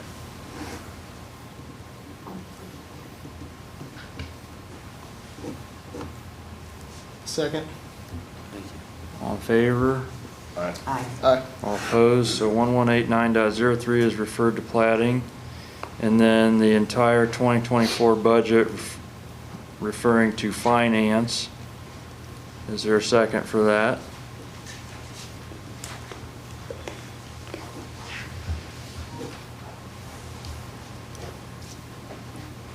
A second. All in favor, say aye. Aye. All opposed? Okay, does anybody have any other final questions for the plating chair? Public Lands and Building Chair, Ms. Sherritt. Nothing at this time. Does anybody have any questions for Public Lands and Building Chair? Health and Safety, Mrs. DeShawn. At the January 18th Health and Safety Committee meeting, discussion was held on ordinance number 53-2023, which is the International Property Maintenance Code repeat offenders. There were also addresses of 3 properties given to be considered for tearing down. And minutes for the January 18th committee meeting will be prepared for approval at the February 8th committee meeting. Does anybody have any questions for Health and Safety Chair? Moving on, Finance Committee Chair, Mr. Myers. Nothing to report, Mr. President. Does anybody have any questions for Finance Committee Chair? None. Economic Development Chair, Mr. Hickman. On behalf of Economic Development, I'd like to congratulate the folks at Edward Jones for their new office location at 127 South Sandusky Avenue. We look forward to your growth and wish you all the best of luck in the future.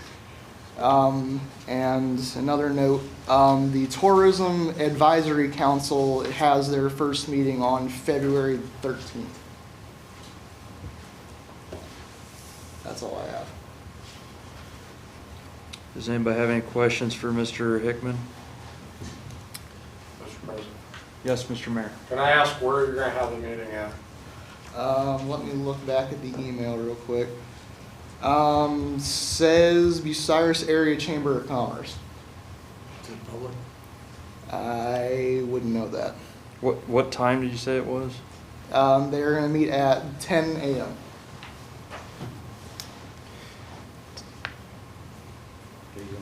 Any other questions for the Economic Development Chair? Chair people. Service Committee Chair, Mr. Moritz. I don't have anything at this time. Does anybody have any questions for the Service Committee Chair? Traffic Commission, Mayor Truca. We haven't had a traffic commission as of yet. Okay. Need a motion to refer the committee reports collectively. Questions for the traffic committee, please? Is there any questions for the Traffic Committee Yes, Chair? sir. I was wondering about speed limit on Whetstone. A lot of people keep asking why that's still 25 when you can go 35 past the school right there on Hopley, but you can't go over 25 all the way out that road that has very little on it, other than, you know, a park and a fairgrounds in one spot. Other than that, I mean, there's a lot of space there that, and we've got a lot of very unsafe traffic through there where they are passing school buses and other cars that are doing the speed limit because they can, because there's, you know, the inability to suddenly follow the law in a car. But we didn't know if maybe that would be something to help alleviate it, would be to raise the speed limit out there versus having unsafe traffic patterns. I was asked to bring this up, and so I We did. are probably gonna be losing all of our speed limit signs because we're gonna have to scrap them for scrap money because we're running out of money, Aaron. I was asked to bring it up, and thus I did. It was a question for the traffic committee. Not real sure when we're gonna schedule it, but on the traffic commission, it's usually the police chief, fire chief, service director and myself, and you're more than welcome to come, and usually health and safety as well. So hopefully here in the real near future, we'll put our heads together and we'll let you know exactly when we're gonna do it, and you're invited to come and speak. Thank you. Need a motion to accept the committee reports? So moved. Second.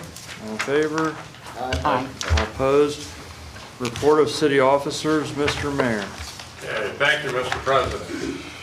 This past Friday, February 2nd, 2024, I met with Auditor Kaylee Lewis and Council President Kurt Fankhauser about my desire to send a letter requesting fiscal watch review to the Auditor of State, Keith Faber. The letter was signed by all three of us and sent out on Friday, February 2nd, 2024. Second order of business, I'd like to refer to Bucyrus Codified Ordinance 903 Street Excavation Section to the Service and the Finance Committee to review and update the fee schedule and language. The next bullet is I would like to refer to the Planning and Finance, the creation of a bonding requirements for companies wanting to install fiber optics, sharing the right-of-way with the City of Bucyrus Utilities. Next one is I would like to refer to Service, Planning, and Finance for bond increases for the street cuts for the installation and repair dealing with utilities from a $5,000 bond to a $10,000 bond. And the next is the Administrative Assistant, Lisa Stuckman, has been reconciling the City of Bucyrus cellular accounts. This includes lost, stolen, and broken and unused cell phones, tablets, and hotspots used by various city departments. To date, the city will be saving $7,084.92 per year. The administrative assistant has also been reconciling the city's vehicle fleet. To date, there are approximately 6 vehicles that have been sold or no longer in operation. The insurance is being canceled immediately on those vehicles. The administration has instructed Access Coordinator Bonnie Welsh to cease sending newsletters out in the utility bill and put the local events on the city's website. The cost savings by no longer sending the newsletter out amounts to $11,651.20 per year. The administration has given the insurance committee, which is made up of city employees, permission to reach out to different health insurance brokers. This allows for potential health insurance plan changes that will benefit all the city employees and the city's finances. We thank Barry Hirschler and the rest of the insurance committee. Thank you, Mr. President. Okay, the 3 things that you requested to be referred, do you want to make the one with the fiber optic more broad so that it would encompass all telecommunications, so that it just... Or all work done in the right of way. That would probably be better yet, is to broaden it out so anyone that's wanting to do anything in the street right away. Okay. I just didn't want to get it so narrow that it couldn't be talked about with other things. So I think it's got to I think that's a wise decision. Okay.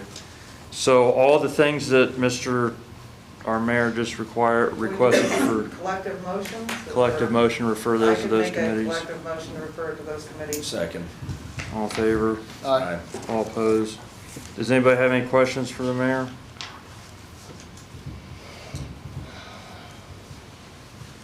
No questions? We're going to move on to the service director's report. Thank you, Mr. President. Omni Fiber started in, I want to thank everybody for our first month. We made it. It was touch and go there for a little while, just so you guys know. But anyway, Omni Fiber started in the F4 area, which is the Huggins division. Took them a little while from just difficulty weather and stuff like that. The Dudley Street project is going well. The water lines are all changed that needed to be changed, and they're working on the sewer and the storm water separation. The sewer and drains we've been working all week on a 200 block of Poplar. They were fixing this week. Soon they will be digging in a 500 block of Poplar also for another possible leak. The countywide ambulance contracts are up this year. We'd like to refer the ambulance contract to the Health and Safety and the Finance Committee. And then refer EMS billing rate to the Finance for the unforeseen future. And we had cell service contact us for about the East Warren Street property where the old water tower sat.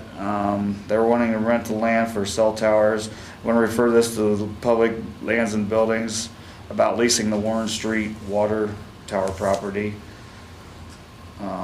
The current situations we're in, General Fund is asked for the ordinance of 12/20/23, the fire department minimum manning 6 on duty at all times to be referred back to Health and Safety for consideration of repealing of the ordinance. Due to the general fund tight, we have decided not to open the swimming pool this year. We will consider other options and do everything possible to open it. The city has gone to a fuel card system with the Duke Station.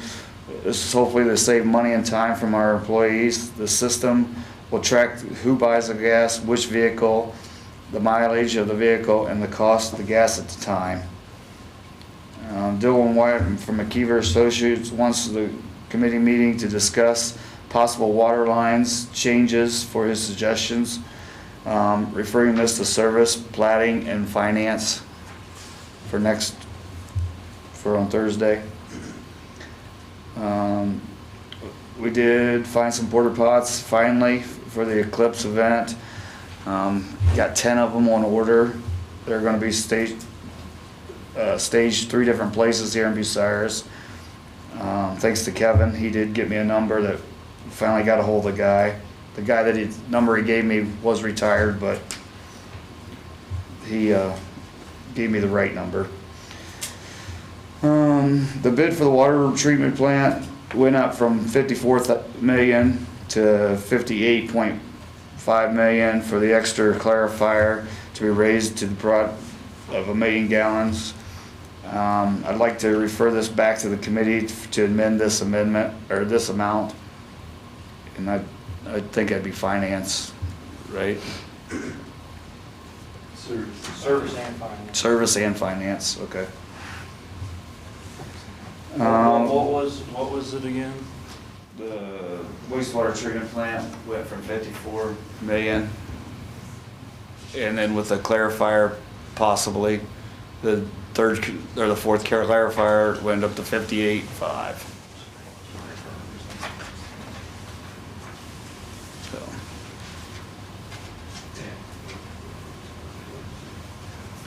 So just the wastewater treatment plant upgrades in general? Yeah. It had already been approved one time. Yes, you guys approved it, the prior council approved it at 54 million. Okay. So there's some discussion about whether or not 58 million is prudent. Anything else? Oh, yeah, the wastewater line, I have a bunch more stuff. It's been a busy month. The wastewater line, south of Plymouth on the north side of the town is broke. Today we found it. It's already been in the budget to replace this, so we're gonna go ahead and put that out for bid and send the information to the EPA and get that rolling. Poplar Street manhole was supposed to be put in tomorrow. It will now be postponed because of this break. They're gonna try to get it done by the end of the week. The Mary Street Bridge has some pillars that need to be fixed. It was already in a budget to get it fixed, and they've been started to get chipped away. And then I guess there's a couple more things. I would like to refer the JED, the Joint Economic Development District, to Plating and Economic Committee. This is something we've been kind of looking into. And then the last thing is the Willie Kramer report. I was asked the very first meeting if I could find out anything, if he would come back in. I've tried to call him, I've tried to email him. He is not responding at all. So I have not gotten any information. As my guess is, from what I hear, he's an older gentleman, so he may be out of business. That's all I have, thank you. The one thing I think I forgot, there was a pillar, railroad pillar or a bridge pillar? Yeah, that was Mary Street. The Mary Street bridge pillar. That was, You want that referred to what committee? no, that's being fixed. It was already in budget, so. Okay, all of that stuff collectively to refer to those committees. Do we have a motion? So moved. Second. All in favor? Aye. All opposed? Any questions for the service director? Yes. The excess water on Beale over by that pump that seems to have burnt down by the old Swan plant, is that a water leak or what's going on there? Yes, that's a water leak. Okay. Just want to make sure that I wasn't losing my mind there.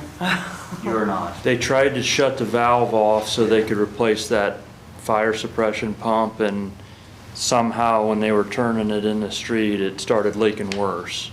And it's on the schedule. They're going to do something with it. The public that's not yet.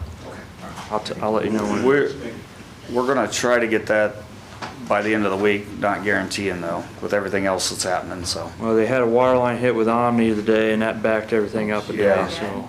Yeah. Which is probably why all this stuff's being referred with bonds and things. Thought they said that was gonna happen. 172 homes. Is there any other questions for the service director? Is the water park staying open, or is it closing with the pool? It's separate. Concession stand? No, the water park.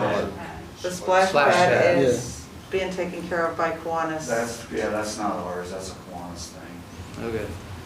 Just a question. Any other questions for the service director?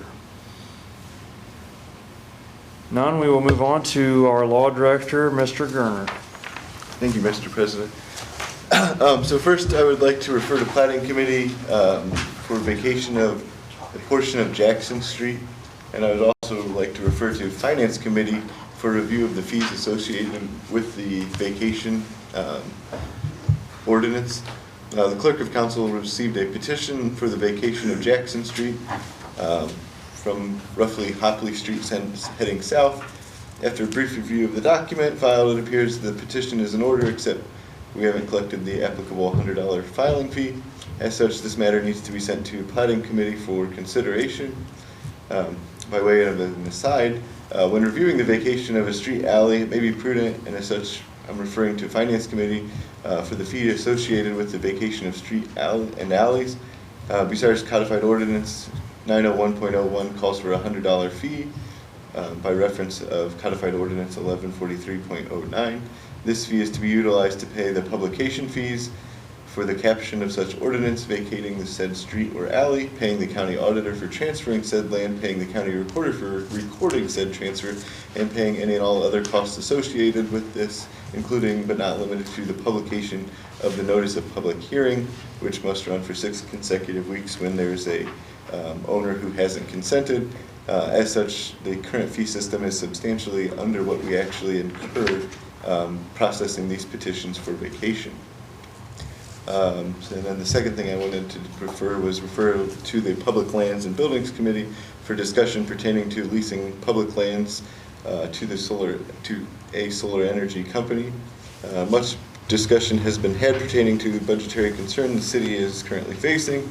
Without providing a dissertation as to these causes, a few key points as I see them. Wages across the board have risen rapidly since the pandemic. Minimum wage has risen from $8.50 in 2019 to $10.30. Currently, minimum wage took 10 years to increase that by that same $1.80 prior to this current 4-year hike. We've all additionally witnessed rapid inflation. Costs of goods, service, travel, groceries, supplies, equipment have all risen. The city's income tax revenue has risen, but not as swiftly as expenses, due to a multitude of factors, including but not limited to the population of the nation, including Bucyrus, is aging. The baby boomer generation is leaving the workforce, thereby reducing income tax revenue. To name a few of the companies that we've lost: Swan, Bucyrus Precision Tech, Checkmate Boats, Baja Boats, and General Electric have closed their Bucyrus facilities. Timken has closed its distribution facility. The pandemic also has allowed many people to work from home, which has cut further into our tax revenue. The national economy has changed to more of a service-oriented economy. NAFTA and such other free trade, low tariff agreements created a situation where manufacturers outsourced many of the blue-collar jobs, such as steel mills, automobile factories, etc. Dating back to the Kasich administration, which would have been in 11 through 19, the state of Ohio has significantly reduced its funding of local governments. Although originally coined as a way to alleviate the 2008 budgetary problems based upon that recession, the state of Ohio has never returned local funding to its previous levels. The state continues to boast of large rainy day funds, approximately $3.7 billion as of the end of fiscal year 2023. This rainy day fund has been funded by cutting local government expenditures from 3.68% of the state budget to 1.66%. Cuts to revenue sharing, tax reimbursements, and local tax resources have caused local governments to operate with about $1 billion less per year than in 2011. You may recall in 2013, when the Ohio estate tax was repealed, 80% of this estate tax was distributed to the local governments in which the decedent resided. Bucyrus has been spending a significant amount of money also, specifically from the enterprise fund, but to comply with the EPA mandate to reduce our wastewater emissions into the Sandusky River. These are just a few historical issues that I have come across that have created a heavier burden on local taxpayers. As you can see, none of these issues were really discretionary within the city of Bucyrus. Forces outside the control of local governments have caused significant shifts in the local funding and expenses. There was discussion at the Finance Committee meeting of wages, specifically firefighter contract issues. First, after significant negotiations between the administrator and the firefighter union, no contract was able to be agreed upon.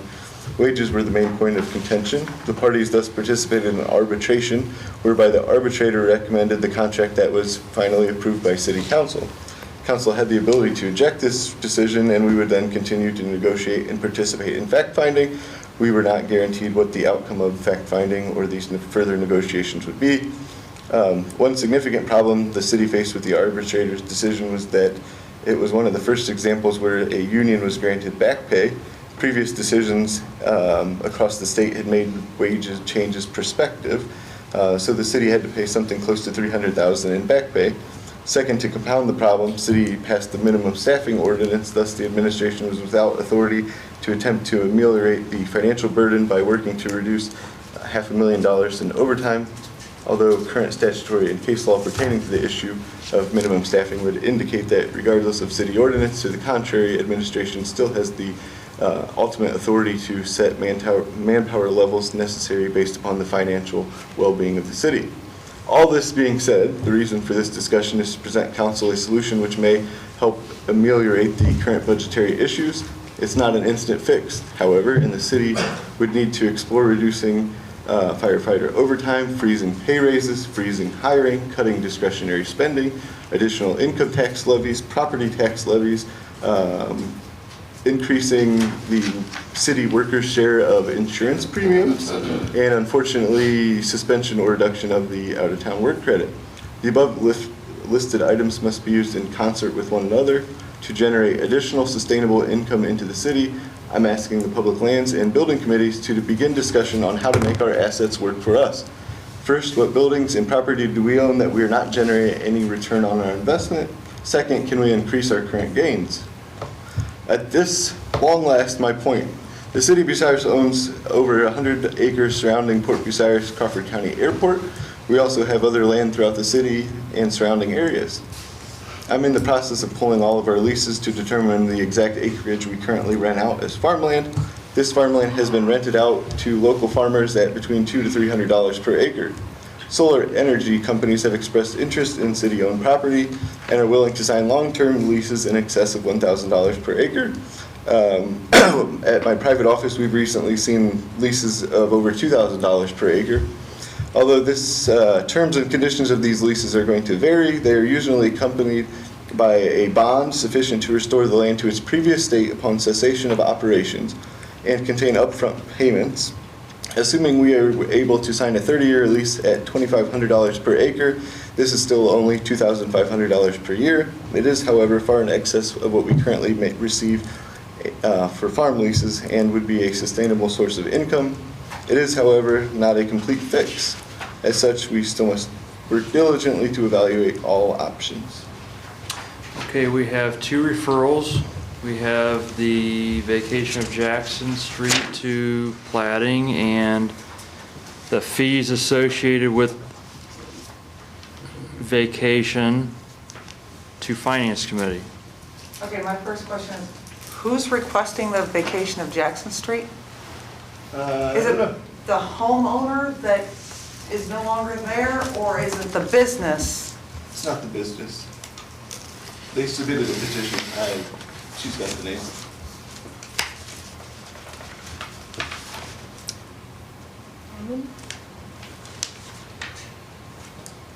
Glenn D. Merritt? Yeah. Glenn Merritt. Glenn Merritt. I don't know. Does he own what used to be Posey's, or does he own the house? No, the house. Posey's is owned by J&F Construction's real estate holding company. So all of them would be They've all part of this? signed acknowledging and consenting to it. And then, for your second one, I don't like your reasoning, and I don't agree with all of your reasoning, and I would definitely argue more points that were left out, but I would definitely make a motion for that second part, for the public lands and buildings discussion, because that needs to be done, about The the solar? land, the solar. So will you make a motion to refer all these things? I'm referring to second, I'm not going to mess with Jackson Street, I use Jackson Street. It So would I- actually be the part that you were talking So about. is there anybody else other than Mr. Shawn who wants to make a collective motion of all three referrals? Or not Mr. Shawn, Ms. Sherrick? I will make a motion to refer all of the law director's referrals collectively. Second? Second. All in favor? Aye. All opposed? So those are referred. Any questions for the law director? Just by way of Mr. Chair, what the attempted vacation on the Jackson Street is the unimproved portion. So it's platted on the map, but they've never done anything with it. It's not the portion that's currently paved. This is the next property back. It's not all the way up to Hopley, but that's where Jackson Street is, but it's halfway back. It's currently a grass lot.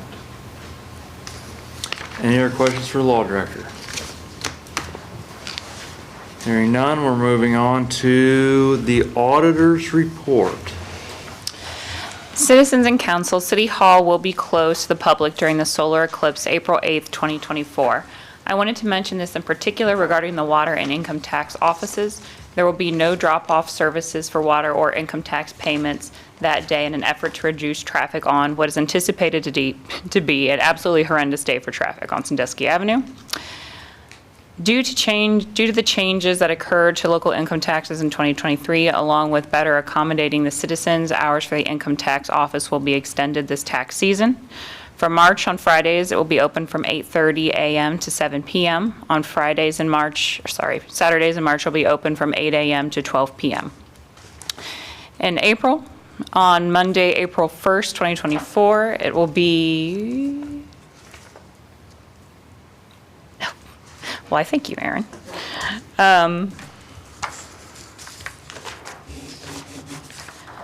On April 1st, 2024, it will be open from 8:30 a.m. to 7 p.m. On Friday, April 5th, it'll be open from 8:30 a.m. to 7 p.m. On Saturday, April 6th, 2024, it'll be open from 8 a.m. to 12 p.m. On April 8th, it will not be open. On Friday, April 12th, it'll be open from 8:30 a.m. to 7 p.m. On Saturday, April 13th, it will be open from 8 a.m. to 12 p.m. On Monday, April 15th, the due date, it'll be open from 8:30 a.m. to 7 p.m.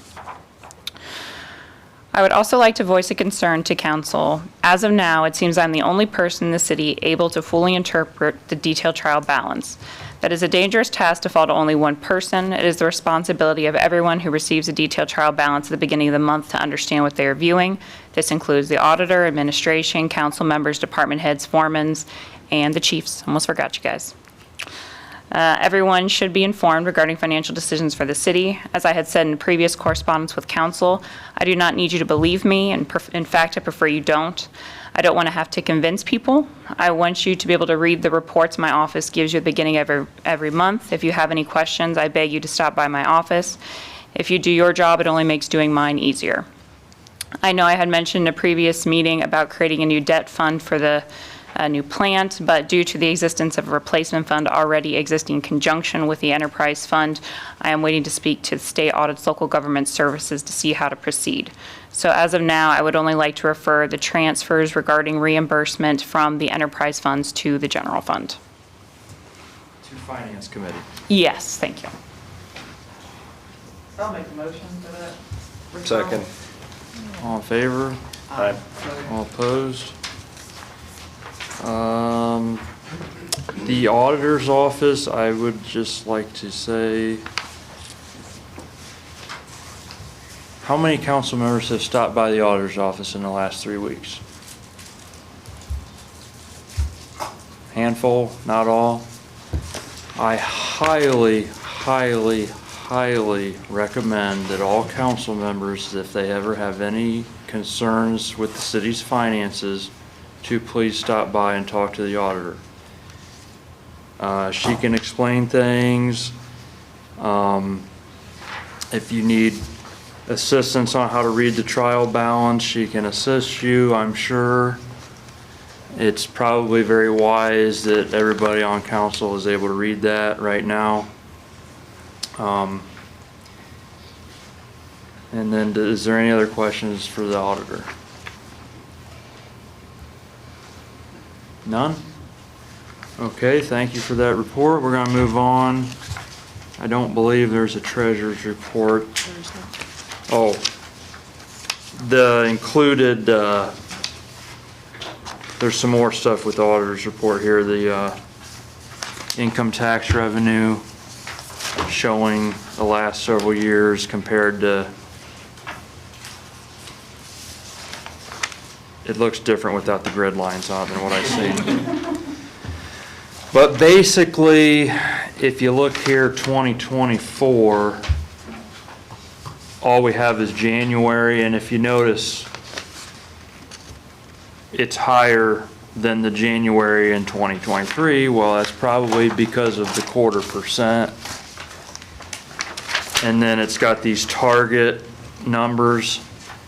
The target numbers is what I think was what was put in the budget that we thought it was going to bring in, right?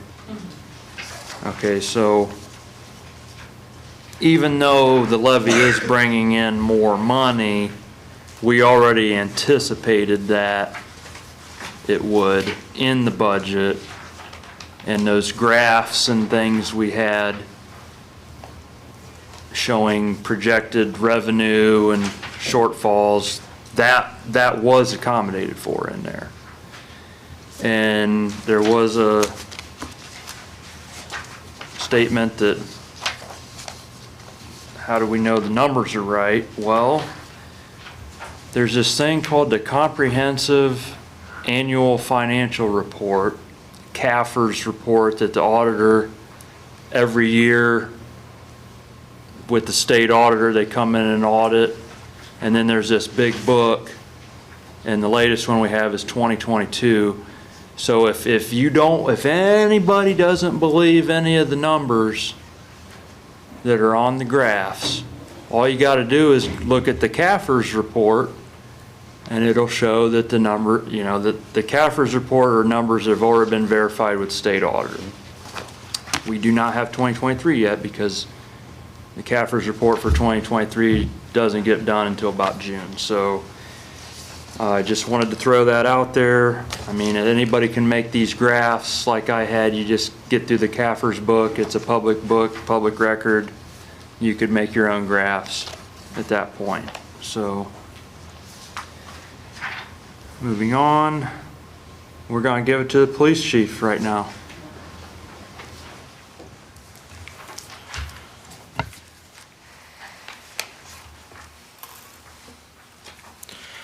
All right, I have my 2023 annual report. On behalf of the men and women who serve you all with the Bucyrus Police Department, I'm proud to give our report for the year of 2023. At the end of 2023, the Bucyrus Police Department consisted of 19 officers and 5 dispatchers, which is what the department ended at in 2022. We currently have 18 full-time officers and 5 dispatchers. During the calendar year of 2023, the Bucyrus had no full-time officers resign. However, one did resign right after the first of the year to take a job closer to his home. Of the remaining employees, 5 officers, including all 3 captains and 1 lieutenant and 1 patrolman, are on the drop program, which means they have already set their retirement and are basically taken down until they leave permanently. 1 other lieutenant can retire anytime that he wants, so that's 6 of our most senior people that can walk out the door whenever they choose. And that's basically all of its command staff except me and 1 other lieutenant. The city stands, of the patrol officers that are left, 2 have over 20 years, 1 is between 10 and 15, and the rest have 3 years of experience or less. In 2023, we welcomed Officers Dusty Johnson and Cody Dalton in March, and in August, we welcomed Austin Connor and Brady Bonham to the department, and that brought us to our 19, and Bonham is the officer who resigned in January. In February, of last year, we welcomed Shani Kleinhofer to the police department as a full-time dispatcher. So like I said, we're hanging in there right now as far as our manpower goes. In 2023, the Bucyrus Police Department handled a total of 9,724 calls, which is just down from 9,767 calls in 2022. Our K-9 unit is still going strong. K-9 Ellie is with Lieutenant Wolf. In 2023, Officer Wireman is still paired with K-9 Capone, and they're continuing to have a very good impact for us on the local drug trade. And the team alone made 48 felony narcotic arrests last year. Just to point out, Capone was purchased with funds from the Community Foundation Serving Crawford County and the Crawford County Kennel Club donations and some various third-party donations throughout the year. Cindy Barth and K-9 Charlie are still working as a therapy dog team with our department, and all that training was provided for free. Like, so we didn't have to pay anything for any of that. Just a reminder, we still have our plush Capones and plush Ellies that are available for purchase as a fundraiser. They don't drool and they don't run around your house, so if you want to bring one of our canines home, it's the best way. How much are those? They're $20, and that's, I think, basically $10 profit for us on the fundraiser. Officer Wireman also bought some canine Capone wrist, what it calls bracelets or whatever. Yeah, just like that one, except they're blue. Those are available at the window as well. And the Bucyrus, I'm sorry? You gotta sell these, how much are those? They're only like $2, yeah. So the BPD K-9 unit is fully funded by grants and donations, and I don't believe, other than some equipment that's been put in, that we've ever funded anything with them.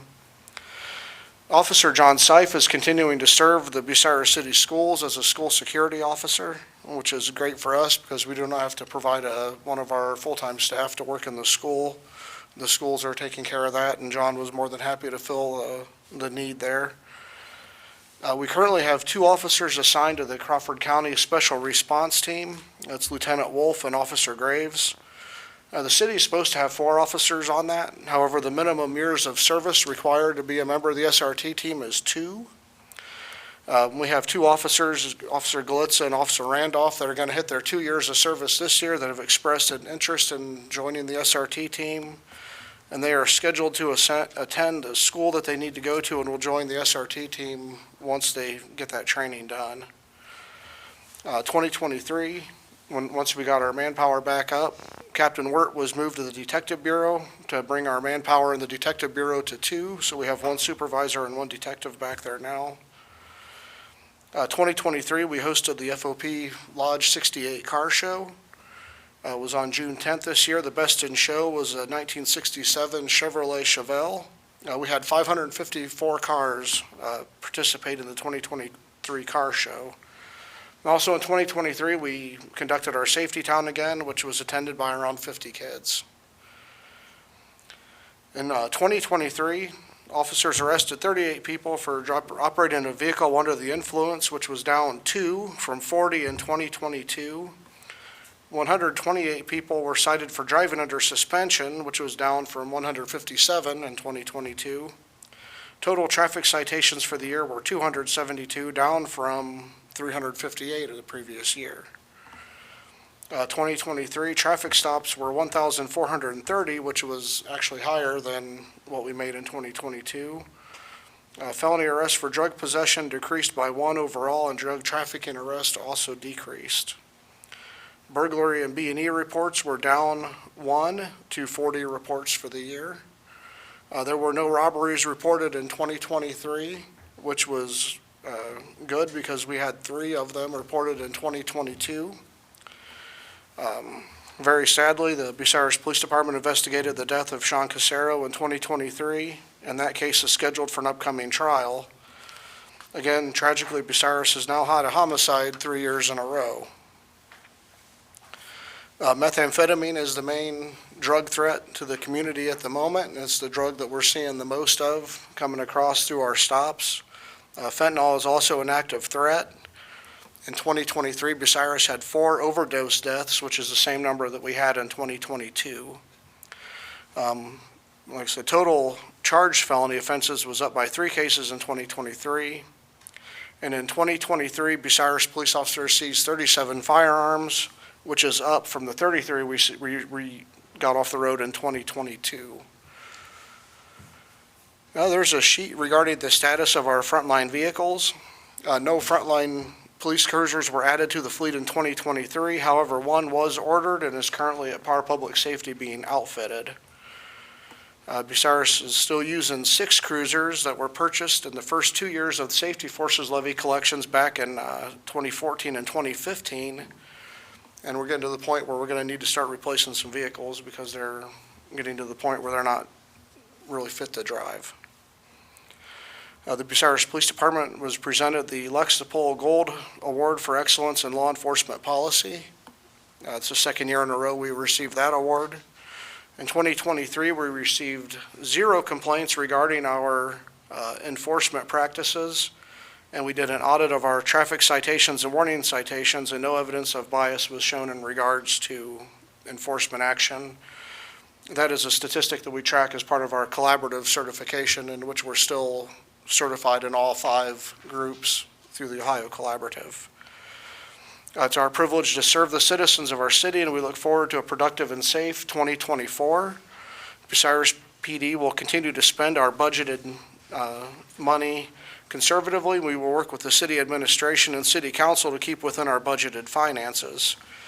And I would point out that we are currently 1 dispatcher and 4 officers under our authorized staffing. The next few pages here are like our traffic arrest numbers and everything. I'll let you guys peruse a lot of that stuff on your own. I don't think I need to tell you that we wrote 13 tickets for expired and fictitious plates. I don't think that's anything that's going to be anything of great concern to that, but I would direct you to the final 9 pages of the report. It should say offense and activity reports for 2023, offense and activity reports for 2018, and offense and activity reports for 2015. Just kind of points to some cases here that are, I think, reflect, I think, our standard of life issues that we have here involving like burglary and theft. If you look, you'll see in 2023 we had 40 burglaries and break and entering reports. And we've held that pretty much 40, 41, like I said, for the last couple of years. And that's down from the 52 we had in 2020, which was again down from 58 and go right down the line. If you go back into like the 2015 one, you'll see that in 2012 we had 348 burglary and B&E reports. And I don't know what the exact math is, but it's like, what, 10% of what we had in 2012 when it comes to people getting their homes and their sheds and garages broken into. I worked through that, Captain Walker worked through that, Officer Kramer worked through that. Basically, you would have so many burglary reports that you would go to one house, take a report, tell them to call their insurance company, and then go to the next house to take the next burglary report. It was a very frustrating time for all of us. And for us to have, you know, even at 80% of our capacity, we've been able to keep those crimes at 40, I think is pretty remarkable for what we've done. If you go to the second page, you'll see our larceny complaints, which is just, our basic thefts. We had 277 of those in 2023, which is up pretty actually, 75 from the previous years. But if you go back to 2012, you would see that that's actually down. We had 490 larceny complaints in 2012. So not only were we taking a ton more burglary complaints, we were taking a lot more larceny complaints. And the same thing with like larceny from a motor vehicle. That's the way we report people's cars getting broken into. Back in 2012, we had 186. We had 213 in 2013. So if, like I said again, and if you remember your real recent Bucyrus history, that's when we passed the Safety Forces Levy the first time in 2014 is when we first started hiring our numbers back up.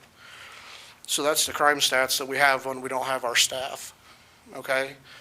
And it's very worrisome that we keep it up there, or that we keep our staffing up so we can keep our numbers down. 2023, we had 0 robberies, and I'll point it out, you can go back through the lines, okay, from all the different years. But in 2013, we had 22. So when you talk about 22 people getting robbed in this town, that's people getting mugged walking into the grocery store, that's people getting their car stolen from them at Walmart, that's people getting their purses stolen off of them and put in the hospital. Again, like I said, I don't want to see those crime stats start coming back up. And that is what happens when we have low staff. I think as you can see by my report, the Bucyrus Police Department is delivering on its obligations to the Bucyrus community. The current crime statistics compared to the same statistics from the previous years show that Bucyrus residents are enjoying a pretty low crime rate right now and have in recent years. Some of the people responsible for those numbers are here in the audience with me. Hoping that we would have more of our guys here, but it didn't work out. You have to excuse me, I'm kind of getting over a cold here. And like I said, we're working most of our shifts at minimum manpower. We may not have all 3 shifts at minimum manpower every single day, but I guarantee at least one of them every single day is at minimum manpower. And the only thing I can say is that with the results we've attained at 80%, imagine what we could do at full staff. As I've stated in the past, the cost of law enforcement and public safety in general has gone up. And if our residents are unwilling to pay for police services, they should not expect them. Our residents should be content with the increase in burglaries, thefts, muggings, and drugs. And people who don't want to pay for fire protection should be content waiting for an ambulance to show up at their house or expect their house to burn down if their catches on fire. When I was a lieutenant, I was working second shift. I remember a conversation I had with an elderly woman.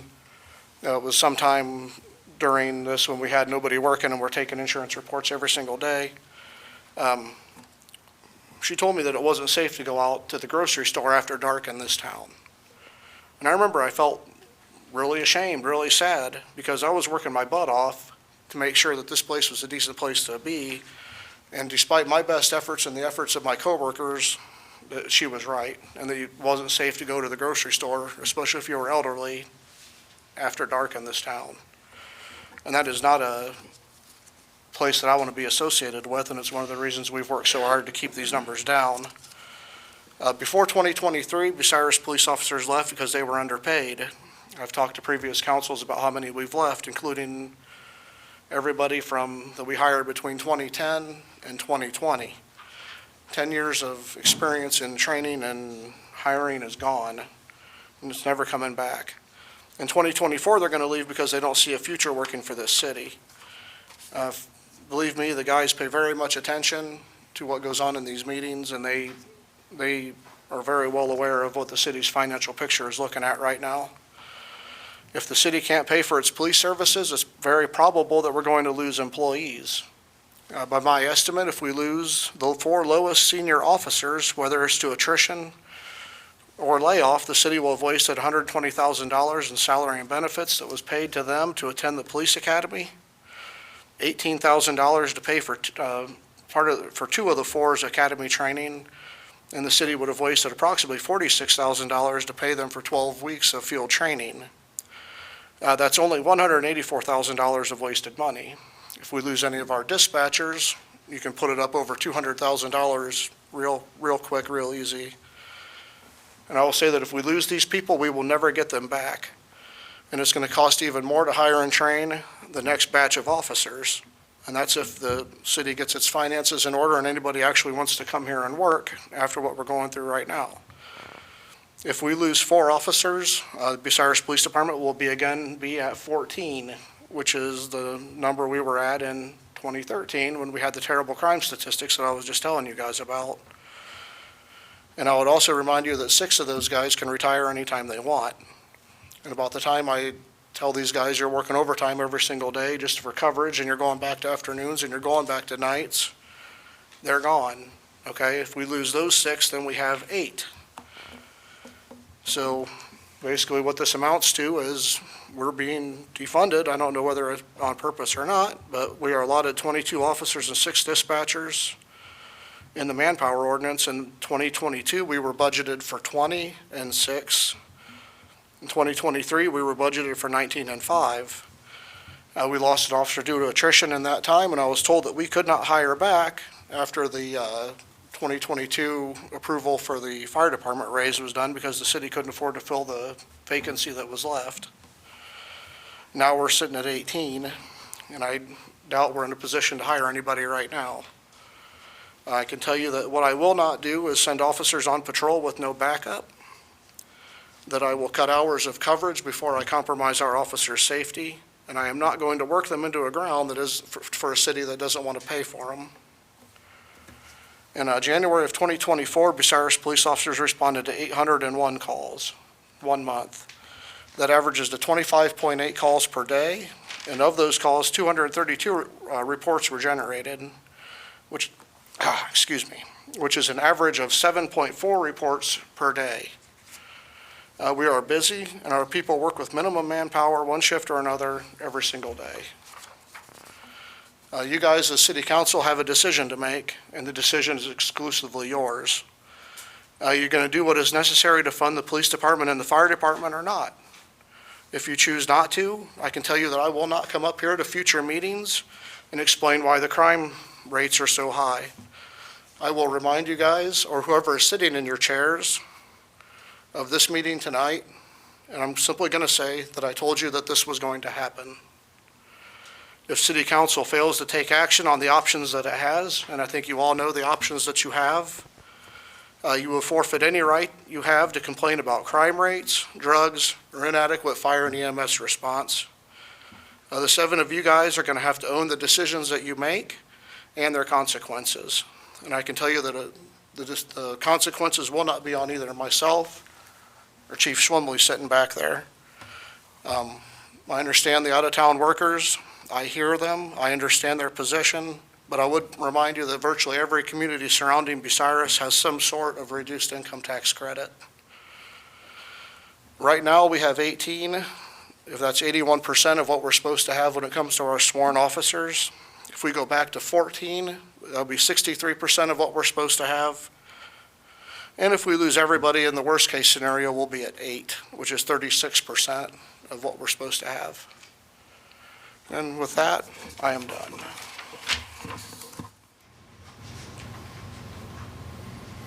Does anybody have any questions for Chief? I will say that I hear your concern, Chief. The money situation that the city is facing, it's probably weighing on you daily, as well as the officers that work under your command. I have tried with this council to get them to do something regarding this, and we've seen the results of it last Wednesday's meeting. This financial situation, I think there's people on this council that think we just sit on our hands and do nothing and wait for the state to come in and it's just going to get taken care of by somebody else. That is not what's going to happen. If this department starts taking cuts because the money's not there, that's on the 7 legislative members of council that could do something to change it. So I would hope that when your constituents start calling you because the police department has lost staffing and crime is starting to go up, that you can think back to this day, right now, and I'm calling you all out on this. Do something about this. Do something about this. That's all I got to say. I have a question for you, Kurt. If the city doesn't have the money, how can we do anything? Well, I can tell you right now, Carolyn, that the city is not going to be able to declare bankruptcy and make the money problem go away. Galleon was $8 million in the hole. They had to pay that all back over 14 How years. do we, sitting here now, make it better for the police if we do not have money? I'm not saying I'm not for it, I'm asking you, if we don't have money, where do we get it to give it to them? Tell me what I do. Well, why don't you ask the Finance Committee Chair that on Thursday at the next Finance Committee meeting? Well, right now, I'm asking it to you from what you just said, weighing on 7 of us. Well, what did we just have a meeting about last Wednesday? I'm asking you a question. There's a 2% income thing for I'm out-of-town asking you a workers right question. now. Where do we get It's probably money? the only thing that's gonna save the safety forces in this town in the next 12 months. You're not answering my question. Yes, I just did, and that's all I'm gonna say about it, Carolyn. And I don't wanna hear anything else right now. I have a Excuse me? question. Kurt, I have a question. Is there a reason that we're ignoring the fact that this is the only thing that keeps getting referred to by you instead of saying, hey, why don't we see if we can refer to something else? Wait. When we can't make enough collecting that 2% to get what we need, and everybody's stepping around the fact that that 2% gets divided and does not go straight to general fund. That gets divided. Very little of it goes to general fund. Prior to tonight, the 2% thing was the only thing that was in the open projects. Nothing else had ever been referred. Now, as of tonight, the whole 2024 budget has been referred to Finance Committee, which that's a little bit of movement. But, you know, half of you ain't even walked in the auditor's office in the last 3 weeks. So, you want to start going down that path with me? You're attacking everybody, Kurt. We're going to move on at this time. We're not at the public participation point yet. We're going to move on at this time unless anybody has another question for the police chief. I'm going to move on to the fire chief for his report. Mine is just the normal monthly report that I send monthly without having to do, that's just there for the review. Okay. So you don't have any report? For the later date. Okay, does anybody have any questions for the fire chief while he's here? Are you going to be here on Thursday for ambulance? Yes, I will.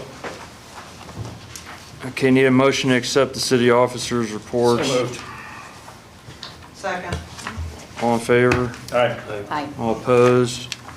Now it's the time for visitors' input regarding reports of standing and special committees and of city officers.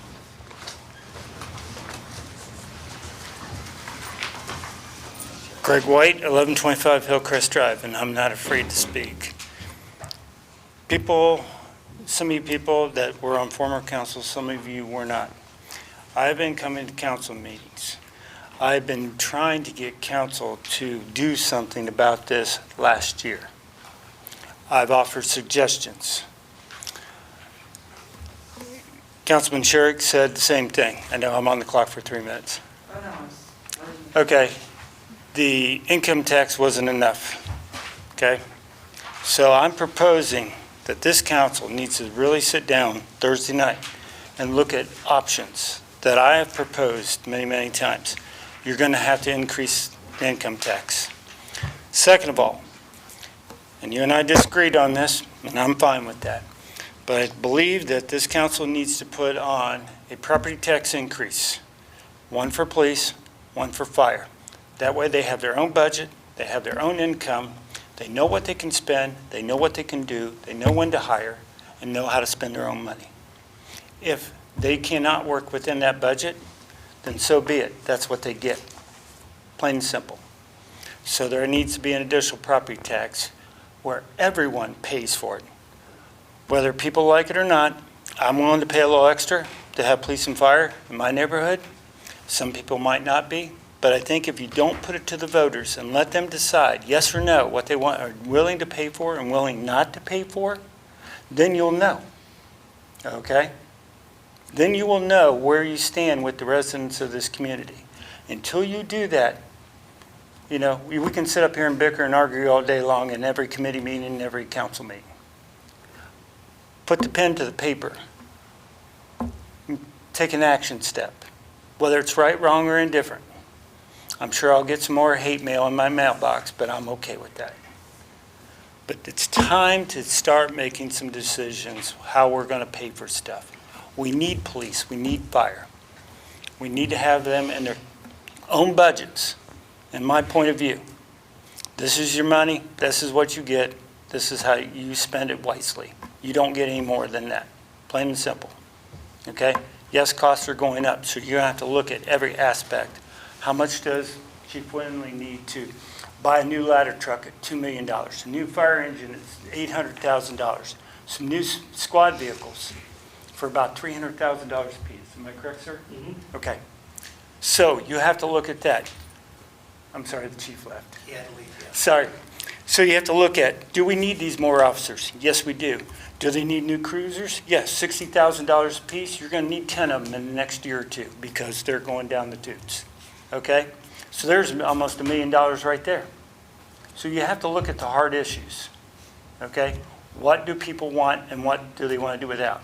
But I also have to remember, too, people in this community, that if our ISO rating goes down because we don't have firefighters and we don't have equipment, you're going to be paying more insurance premiums than what you're paying now.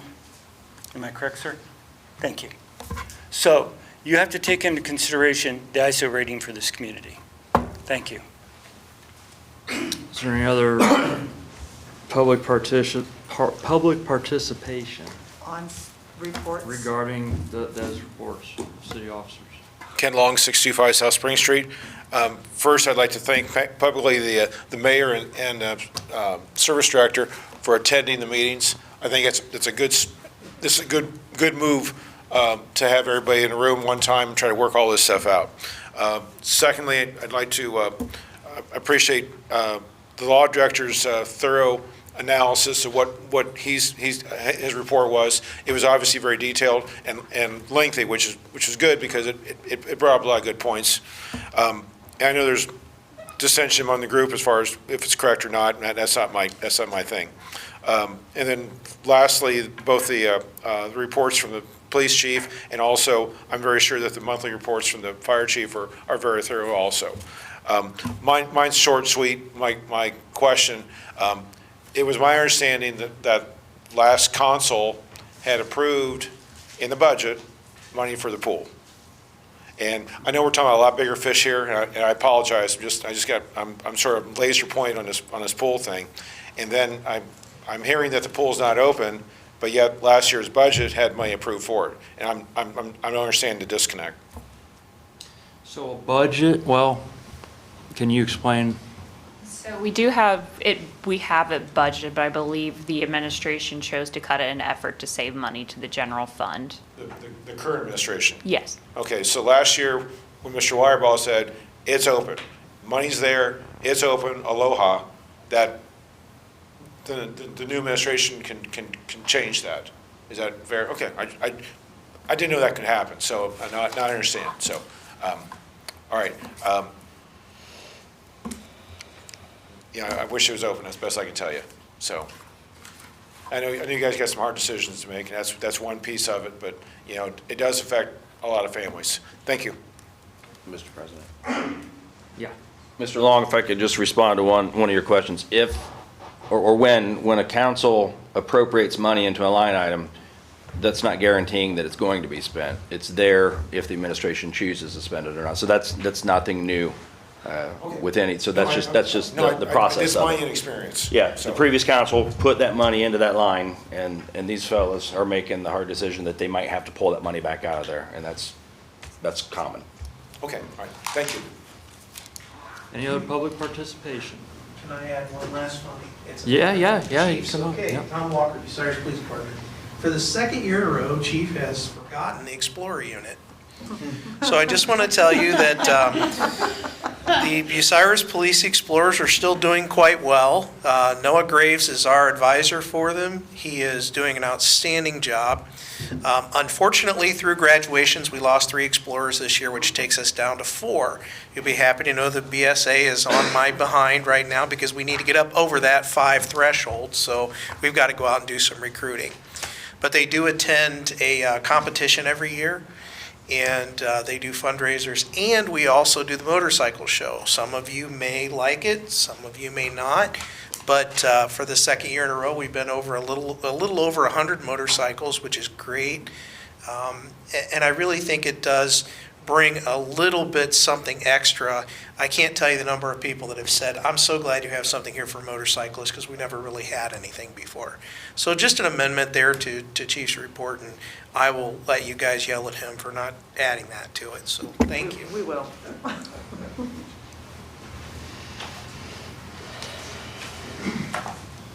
Max Miller, 135 East Kilbourne Drive. So just for clarification, does it have to be a report that was just read from the committees? Like if there was no finance report comment, can we bring up the meeting, the special meeting from last week? Not really. It's for visitors' input regarding reports of the standing/special committee. Well, standing, it's, You did open up questions for the finance. I don't have a ton, I was just wondering if I could. we'll allow it. Okay. I'd like to start with the good. So appreciate the documents on demand packet being in there from the last meeting. It's good for citizens to be able to go through if they're not able to attend. A couple housekeeping things. I did notice the council clerk's email was on the city council page, so appreciate that, but there's still not a phone number listed there. And then also on the city directory, a lot of updates needed there as far as who's serving, what the title is, all that. So just some housekeeping items. From the special meeting last week, I want to say, I think Councilman Mee got a bad rap from that. He's the one that made the motion, and while we disagree on the solution, I appreciate he's up here. He's given hours out of his day. He's taking time, so it's pretty easy to sit in the Facebook comment section and throw dirt. But and I myself have been there before. I'm not on Facebook anymore, but if you want to be involved, if you want to, if you're invested in your city, you care, come up here. And you can't attend every meeting. I get it, but just stay informed.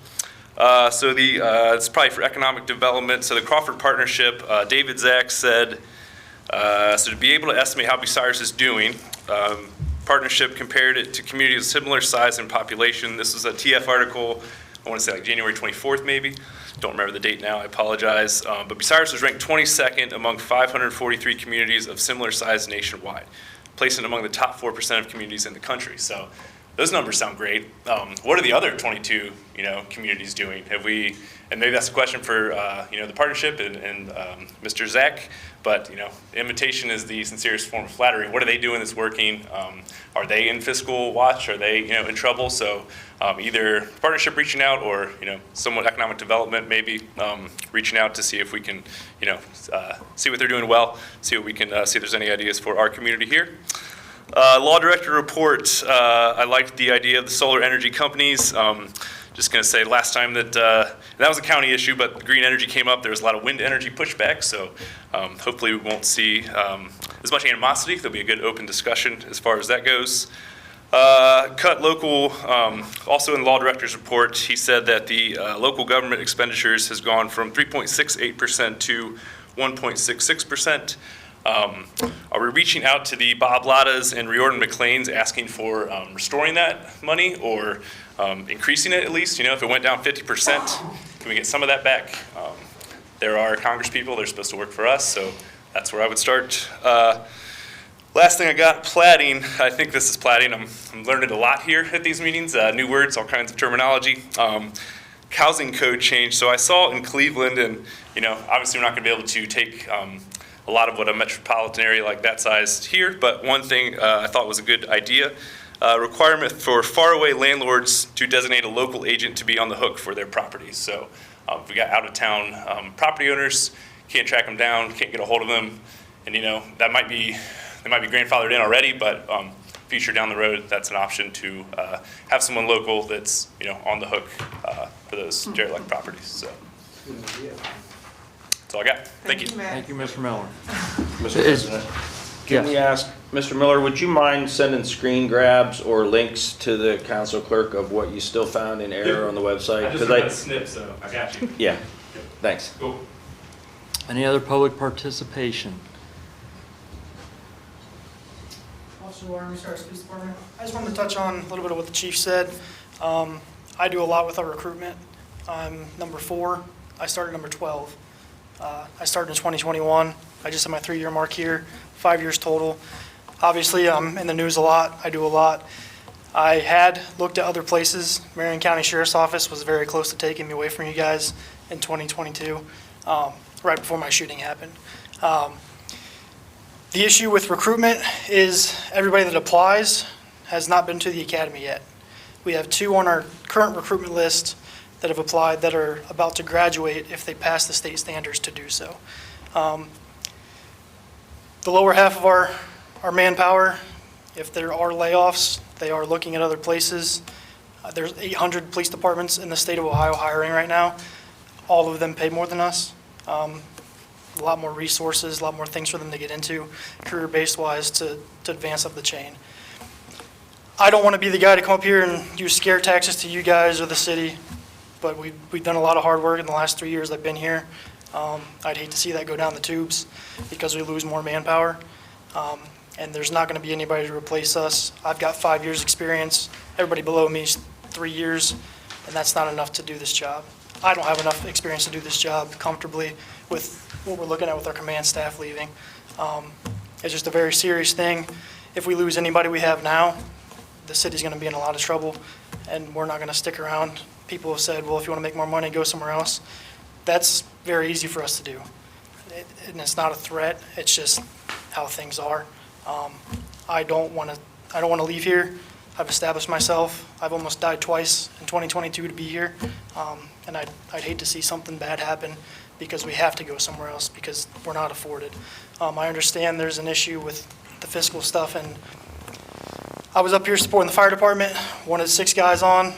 I'm at the point right now where if we're manning the ambulances at the very least and calling guys in if there's a fire, there's many volunteer fire departments around here. I came from volunteer fire service. I know how that works. The manpower, getting them in is a lot easier than calling off-duty police officers to come in and handle the road calls, especially when something like my incident happened.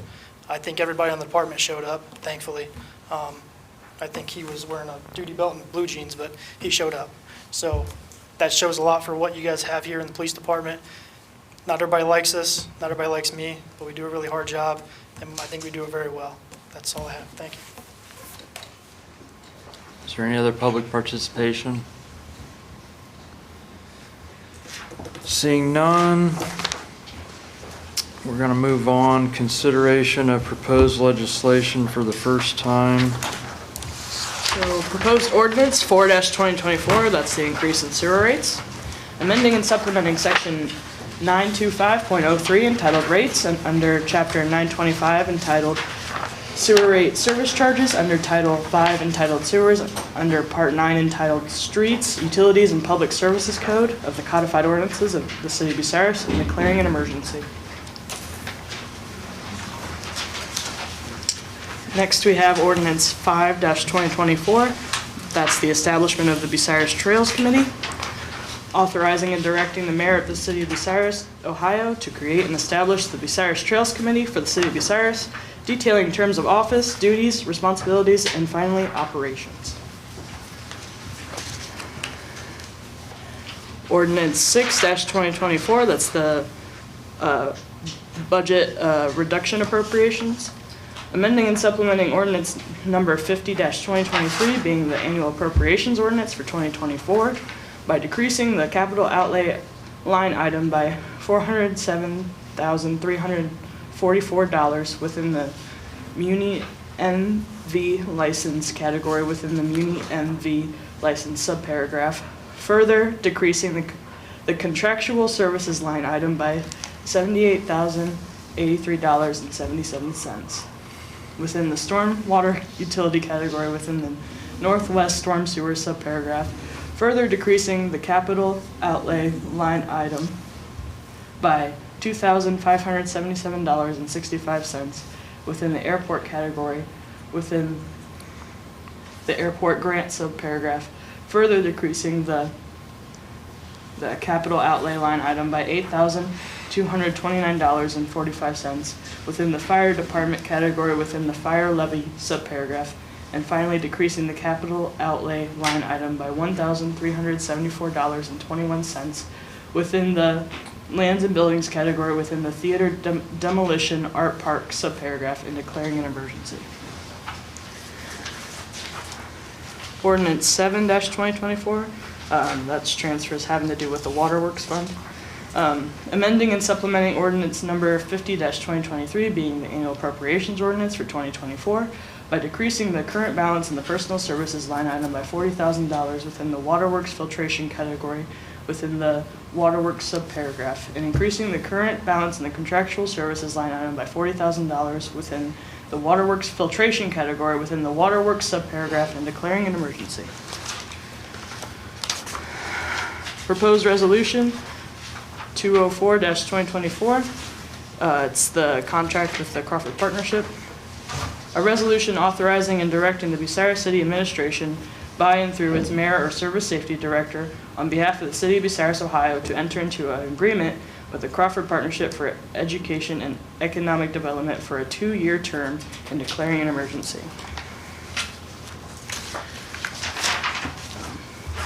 And then we have proposed resolution 205-2024. It's the proposed airport runway project. Authorizing and directing the mayor and public service safety director on behalf of the City of Bucyrus, Ohio, to enter into a contract with Crawford Murphy and Tilly, Inc., 8101 North High Street, Suite 150, Columbus, Ohio, 43235, to upgrade the current runway lighting at Port Bucyrus Airport not to exceed $750,000.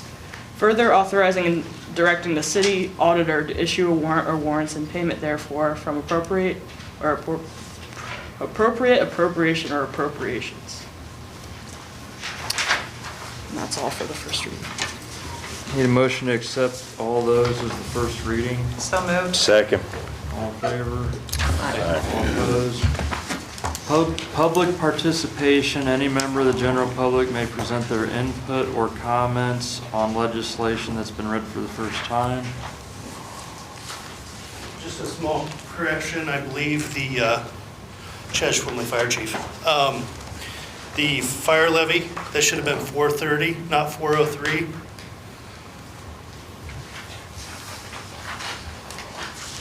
What piece of legislation is that about?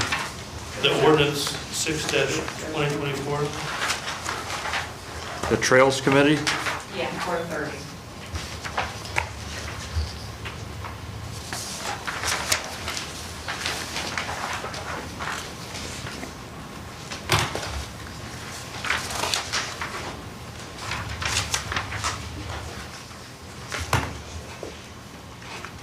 Where's the talk about the fire levy in that? Page 2, under section 4. Kurt, you want to look I'm- at ordinance number 6-2024. Which one are you on? 6-2024. The front to back pages are throwing me off here. So do we need to correct this? So you guys can pass it as Scribner. Scribner, correct? And we'll fix that page and so it says 430 on the fire levy line item. So we don't even have to have a vote on that, it's just a Scribner error? Correct. Okay. Any other public participation? Okay, hearing none. Consideration of proposed legislation for the second time.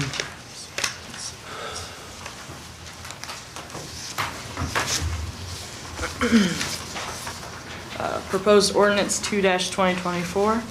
That's the amend the section, I believe it's 7 of ordinance 34-2019. It's an ordinance repealing and replacing section 7 of ordinance number 34-2019, which created the Community Reinvestment Area Housing Council for the City of Bucyrus, Ohio.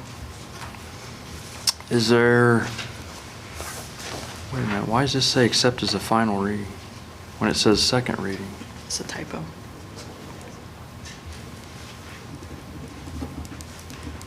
Okay, need a motion to accept that as a second reading? Second.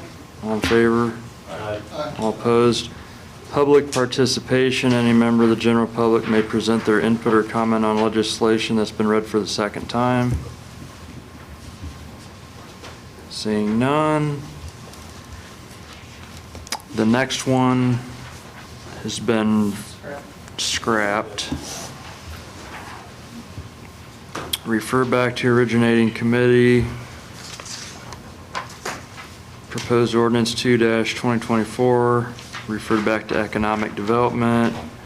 Ordinance 4-2024, referred back to service. Ordinance 5-2024, referred back to public lands and buildings. 6-2024, referred back to finance. 7-2024, referred back to finance. Resolution 204-2024, referred back to economic development. Resolution 205-2024, referred back to finance. Committee report on pending legislation. Economic Development Committee. Economic Development is in favor of proposed ordinance 2-2024. The amendment to ordinance 34-2019.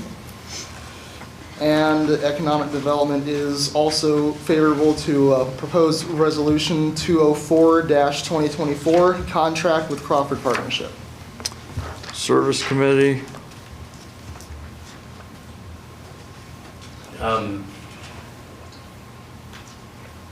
For the proposed ordinance 404-2024 sewer rates. Service Committee is favorable. Public Lands and Building. Public Lands and Buildings is favorable to proposed ordinance 5-2024. Public Trails Committee. Finance Committee. Finance Committee is favorable to proposed ordinance 6-2024 budget reductions. Finance Committee is favorable to proposed ordinance 7-2024 transfers. And Finance Committee is favorable to proposed resolution 205-2024 airport projects. And then the health and safety one's scrapped. Okay, further consideration of pending legislation. If you don't mind, I'm gonna just double check something, make sure I got everything.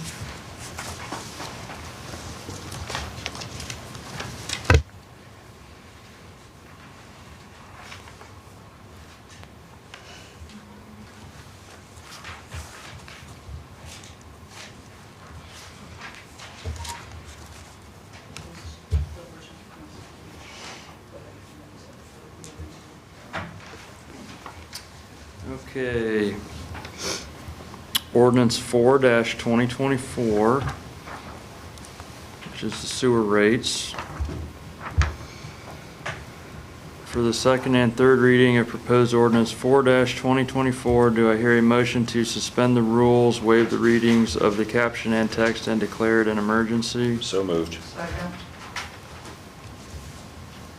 Myers. Yes. Sherrick. Yes. Hickman. Yes. Me. Yes. DeShawn. Yes. Shireman. Yes. Moritz. Yes. Do I hear a motion to adopt proposed ordinance number 4-2024? So moved. Second. Myers. Yes. Sherrick. Yes. Hickman. Yes. Me. Yes. DeShawn. Yes. Shireman. Yes. And Moritz. Yes. Ordinance number 4-2024 is duly adopted.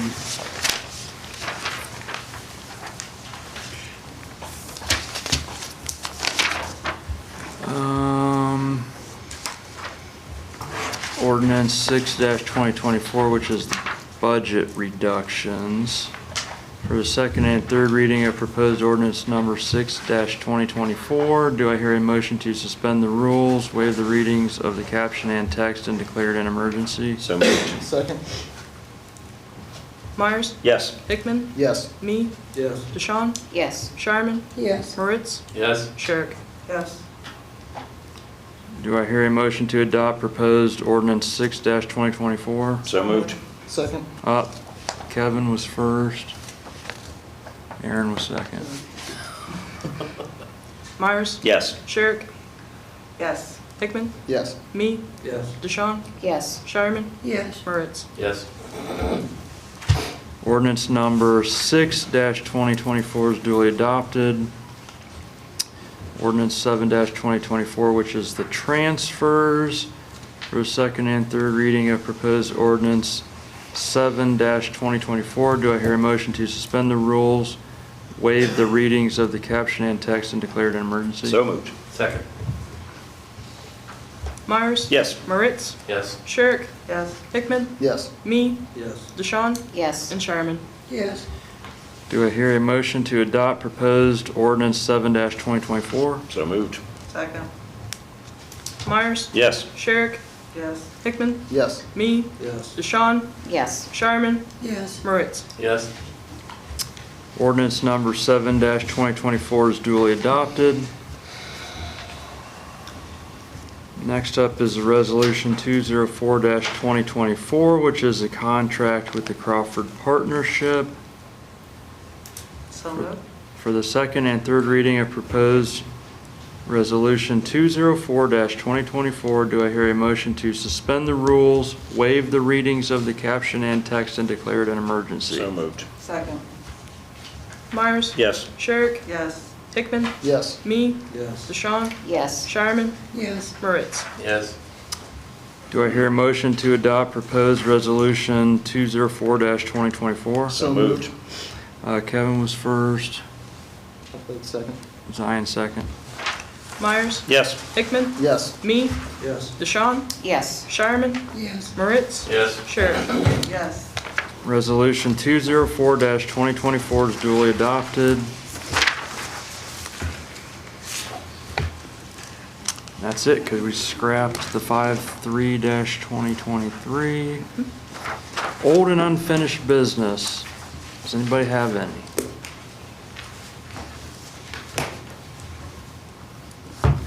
New and miscellaneous business. Now, Vicki, did you want to call a special meeting, or what was that thing you mentioned earlier? Well, I think Aaron was asking, I had already requested the Special Health and Safety Committee meeting to address Ordinance 53-2023. But correct me if I'm wrong, Aaron, you were wondering if maybe, We should just do Do the all of it. entire, because that's going to be a meeting in itself anyway, so I'm going to amend my previous, or did I? I don't think No, we I ever think I voted said on I it. was going to do that. Yeah, we if never we're doing voted. this Doesn't on need this. voted on, you just need 3 council members to just call. 3 council or members to call it. but Special meeting. I would Well, it'd be a glad special to committee call meeting, a special committee meeting. with you 2 of them. Well, I know we, to cover the, Miranda already did phone calls of the committee members. Thank you for that. So, I am going to request a Special Health and Safety Committee meeting for Thursday, February the 15th, 2024, at 6 PM in the council chambers to discuss, or do I want to say to discuss Ordinance 53? Yes, I do. To discuss Ordinance 53-2023, International Property Maintenance Code, Repeat Offenders Penalty, and the International Property Code altogether. as a whole. As a whole. Yep. Do we need to pick which 3 council members called that, or just say we No, all I do it? think How about the all- entire committee? Yeah. Is anybody on the committee not for this? Okay, there you go. Yeah. Okay, any other new business? Yes, I would like to refer to finance, looking into what we can do at bringing in more money, property tax and income tax. So you want to refer taxation levies to finance? Chris seconded. Yep, I'll second it. All in favor, say aye. Aye. All opposed? Any other new business? Seeing none, nobody's absent that needs excused. You want to go through that referral list? It's like 3 pages. Mr. President, in all seriousness though, while you're getting that ready, do we want to consider maybe splitting some of those up? Because with the amount of stuff that was referred, starting at 6 PM on Thursday, we're going to be here till 2 AM. Well, how about this?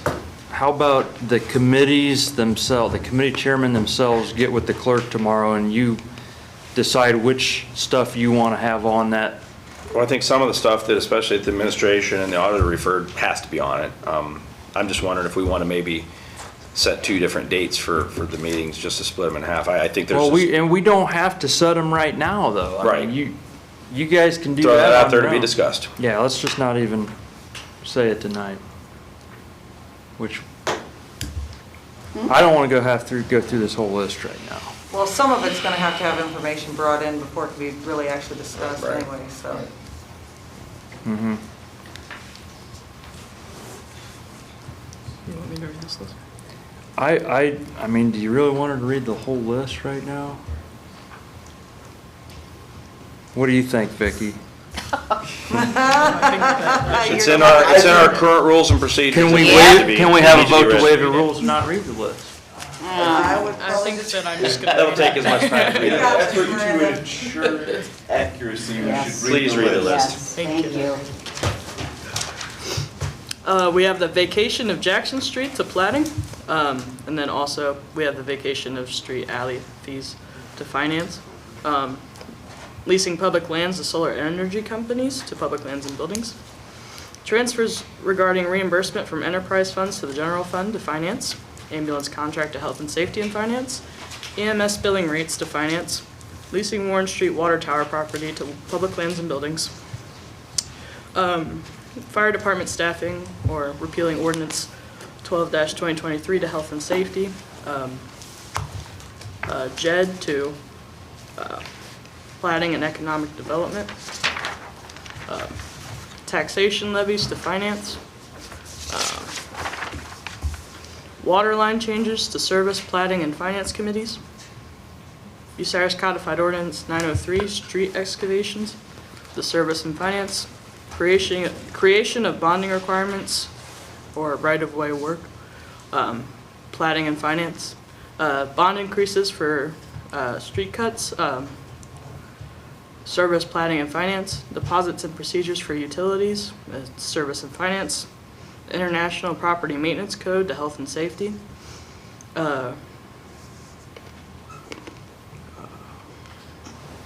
The resolution regarding Mr. Gurnett's property at West Mansfield Street to plating. Library trustees to economic development. Street closures to health and safety. Bucyrus Codified Ordinance 1189.03 to plating. 2024 budget to finance.